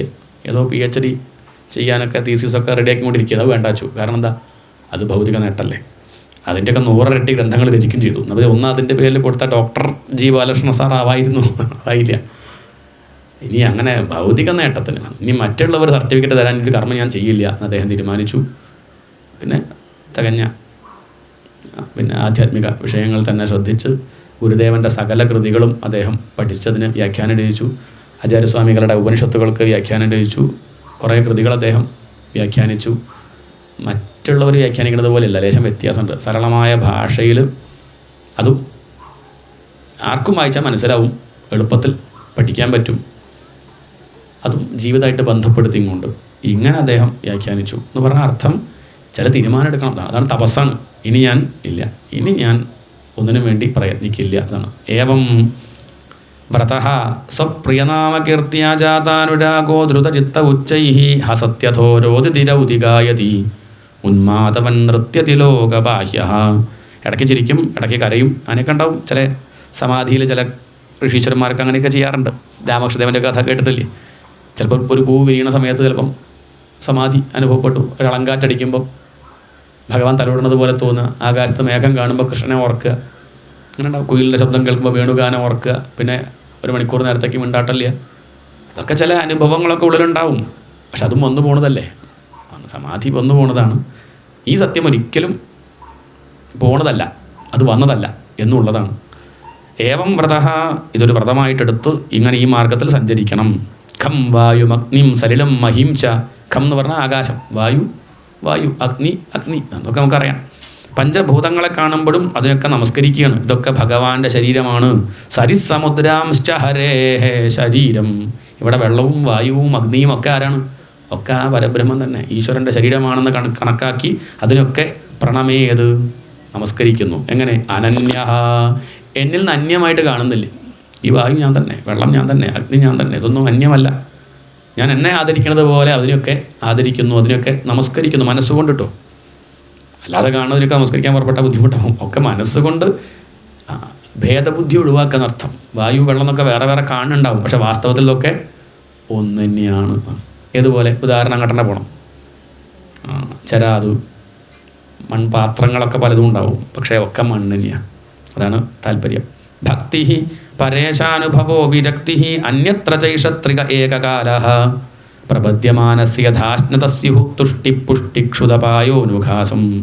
ഇങ്ങനൊരു വ്രതം എടുത്ത് ചെയ്യണ കർമ്മങ്ങളൊക്കെ ഈശ്വരാർപ്പണമായിട്ട് ചെയ്ത് ഭഗവാന്റെ നാമം ജപിച്ച് ഈശ്വര കഥകൾ കേട്ട് മനസ്സിനെ ശുദ്ധമാക്കി സഞ്ചരിക്കാൻ ഒരു സാധകൻ തീരുമാനിച്ചാൽ കുറേ ശ്രദ്ധിക്കാനുണ്ട്. ആഹാരത്തിൽ ശ്രദ്ധിക്കാനുണ്ട്, അധികം ഉറങ്ങാൻ പാടില്ല, എന്നാൽ വളരെ കുറച്ച് ഉറങ്ങാൻ പാടില്ല, ശരീരം രക്ഷിക്കണം. ഉണർന്നിരുന്ന് കേൾക്കാൻ പാകത്തിനുള്ള ഭക്ഷണമേ കഴിക്കാവൂ, അത് സാത്വികമാവണം. ആവശ്യമില്ലാത്ത ചലനം ശരീരത്തിന് പാടില്ല, അത് ശ്രദ്ധിക്കണം. വർത്തമാനം അധികം പറയരുത്, നല്ലതാണെങ്കിൽ അധികം പറയരുത്. നമുക്കൊരു നിവൃത്തിയില്ലാത്തതുകൊണ്ടാണ് എല്ലാം ഉണ്ടാണ്ടിരിക്കുകയുള്ളൂ. കാരണം ഊർജ്ജം നഷ്ടപ്പെടുകയാണ്. ഈശ്വരനെ ഭജിക്കാനും ധ്യാനിക്കാനും ശ്രദ്ധിക്കാനുള്ള ഊർജ്ജം ഇന്ദ്രിയങ്ങളിലൂടെ ചോർന്നു പോവാതെ ശ്രദ്ധിക്കണം. ഇങ്ങനെയൊക്കെ ശ്രദ്ധിക്കുന്ന ഒരു വ്യക്തി ഭഗവാനെ ഭജിക്കുന്ന സമയത്തെ മെല്ലെ മെല്ലെ എന്ത് വന്നോളും? വൈരാഗ്യം വന്നോളും. കഷ്ടപ്പെട്ട് വരുത്തൊന്നും വേണ്ട. ലോക വിഷയങ്ങളോടുള്ള താല്പര്യം താനെ പോവും, താനെ പോവും. നമ്മൾ കഷ്ടപ്പെട്ടിട്ട് പോകുന്നല്ല. ഇപ്പം പണ്ടത്തെ പോലെ അങ്ങനെ ചായ വേണമെന്ന് തോന്നുന്നില്ല. പണ്ടത്തെ പോലെ ഇപ്പോൾ ഊണ് വേണമെന്ന് കണ്ടിട്ടോ, അതിപ്പം ഇപ്പം നിർത്തും. അതും കൂടി അങ്ങനെ ആയാലല്ലേ. പക്ഷേ എൻ്റെ കാര്യം പറയാം, ഇപ്പോൾ തോന്നാറില്ല.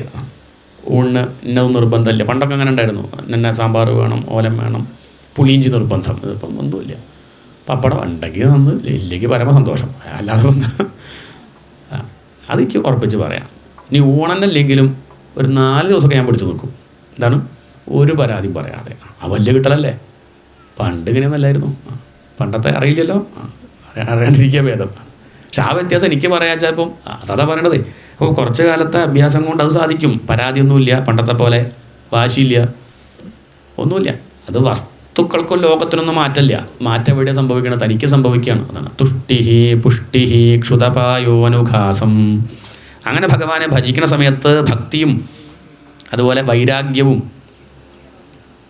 ഈശ്വരാനുഭൂതിയും ഒരുമിച്ചുണ്ടാവും. ഏതുപോലെ? ഒരു ഉരുള അകത്തങ്ങോട്ട് എത്തുന്ന സമയത്ത് ഭക്ഷണം കഴിക്കുമ്പോഴേ തുഷ്ടി പുഷ്ടി ക്ഷുതപായം. തുഷ്ടി പറഞ്ഞാൽ സന്തോഷം. ഒരു ഉരുള കഴിക്കുമ്പോൾ, ചോറ് കഴിക്കുമ്പോൾ സന്തോഷം ഉണ്ടാവില്ല. ഊണ് കഴിച്ചു, സന്തോഷം ഉണ്ടാവും. സന്തോഷം മാത്രമല്ല, അത് ശരീരത്തിലെത്തിയാൽ ശരീരം പുഷ്ടിപ്പെടില്ലേ, ആരോഗ്യം ഉണ്ടാവണില്ലേ, വിശപ്പ് മാറുന്നു, ശരീരത്തിന് ആരോഗ്യം ഉണ്ടാവുന്നു, നമുക്കൊരു സന്തോഷം ഉണ്ടാവുന്നു. ഇത് 3 ഒരുമിച്ചുണ്ടാവുമല്ലേ. ഇതുപോലെ ഓരോരോ ഉരുളയായിട്ട് അങ്ങനെ അകത്തേക്ക് എത്തുമ്പം ഭഗവാന്റെ കഥകൾ ഇങ്ങനെ കേൾക്കുക പറയുകയൊക്കെ ചെയ്യുന്ന സമയത്ത് ഭക്തി ഉണ്ടാവുന്നു, വൈരാഗ്യം ഉണ്ടാവുന്നു, ഈശ്വരാനുഭൂതിയും ഉണ്ടാവുന്നു. അതാണ് തുഷ്ടി പുഷ്ടി ക്ഷുതപായോനുഘാസം. നാരായണത്തെ നമോ നമോ, നാരായണത്തെ നമോ നമോ, നാരായണത്തെ നമോ നമോ, നാരായണത്തെ നമോ നമോ, നാരായണത്തെ നമോ നമോ, നാരായണത്തെ നമോ നമോ. ഭവ നാരദ സന്നുത നമോ നമോ, നാരായണത്തെ നമോ നമോ. ഭവ നാരദ സന്നുത നമോ നമോ, നാരായണത്തെ നമോ നമോ. ഓ ഓ മുരഹര നഗധര മുകുന്ദ മാധവ ഗരുഡഗമന പങ്കജനാഭ. മുരഹര നഗധര മുകുന്ദ മാധവ ഗരുഡഗമന പങ്കജനാഭ. പരമപുരുഷ ഭവ ഭഞ്ജരത്തെ നമോ. ഓ ഓ ഓ പരമപുരുഷ ഭവ ഭഞ്ജരത്തെ നമോ. പരമപുരുഷ ഭവ ഭഞ്ജരത്തെ നമോ. നാരമൃഗ ശരീര നമോ നമോ. പരമപുരുഷ ഭവ ഭഞ്ജരത്തെ നമോ. നാരമൃഗ ശരീര നമോ നമോ. പരമപുരുഷ ഭവ ഭഞ്ജരത്തെ നമോ. നരമൃഗ ശരീര നമോ നമോ. നാരായണത്തെ നമോ നമോ ഭവ. നാരദ സന്നുത നമോ നമോ. നാരായണത്തെ നമോ നമോ. ഓ ഓ ആദിദേവ സകലാഗമ പൂജിത യാദവ കുല മോഹന രൂപ. ആദിദേവ സകലാഗമ പൂജിത യാദവ കുല മോഹന രൂപ. വേദോധര തിരു വെങ്കടനായക. ആ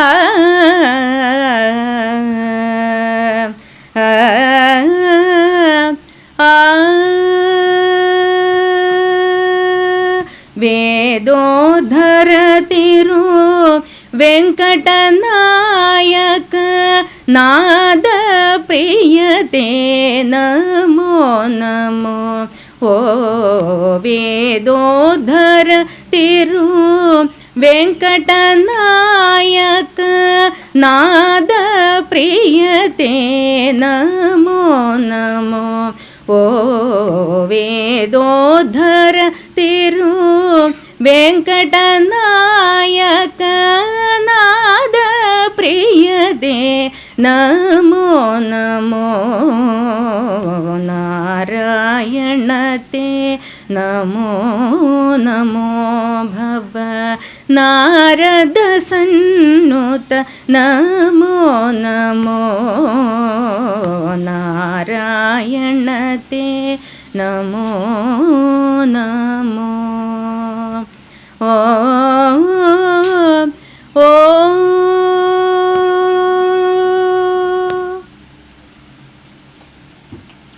ഗോവിന്ദനാമ സങ്കീർത്തനം. ഗോവിന്ദ ഗോവിന്ദ. ഹരേ രാമ രാമ രാമ ഹരേ ഹരേ. ഹരേ കൃഷ്ണ കൃഷ്ണ കൃഷ്ണ ഹരേ ഹരേ. ഗോവിന്ദനാമ സങ്കീർത്തനം. ഗോവിന്ദ ഗോവിന്ദ.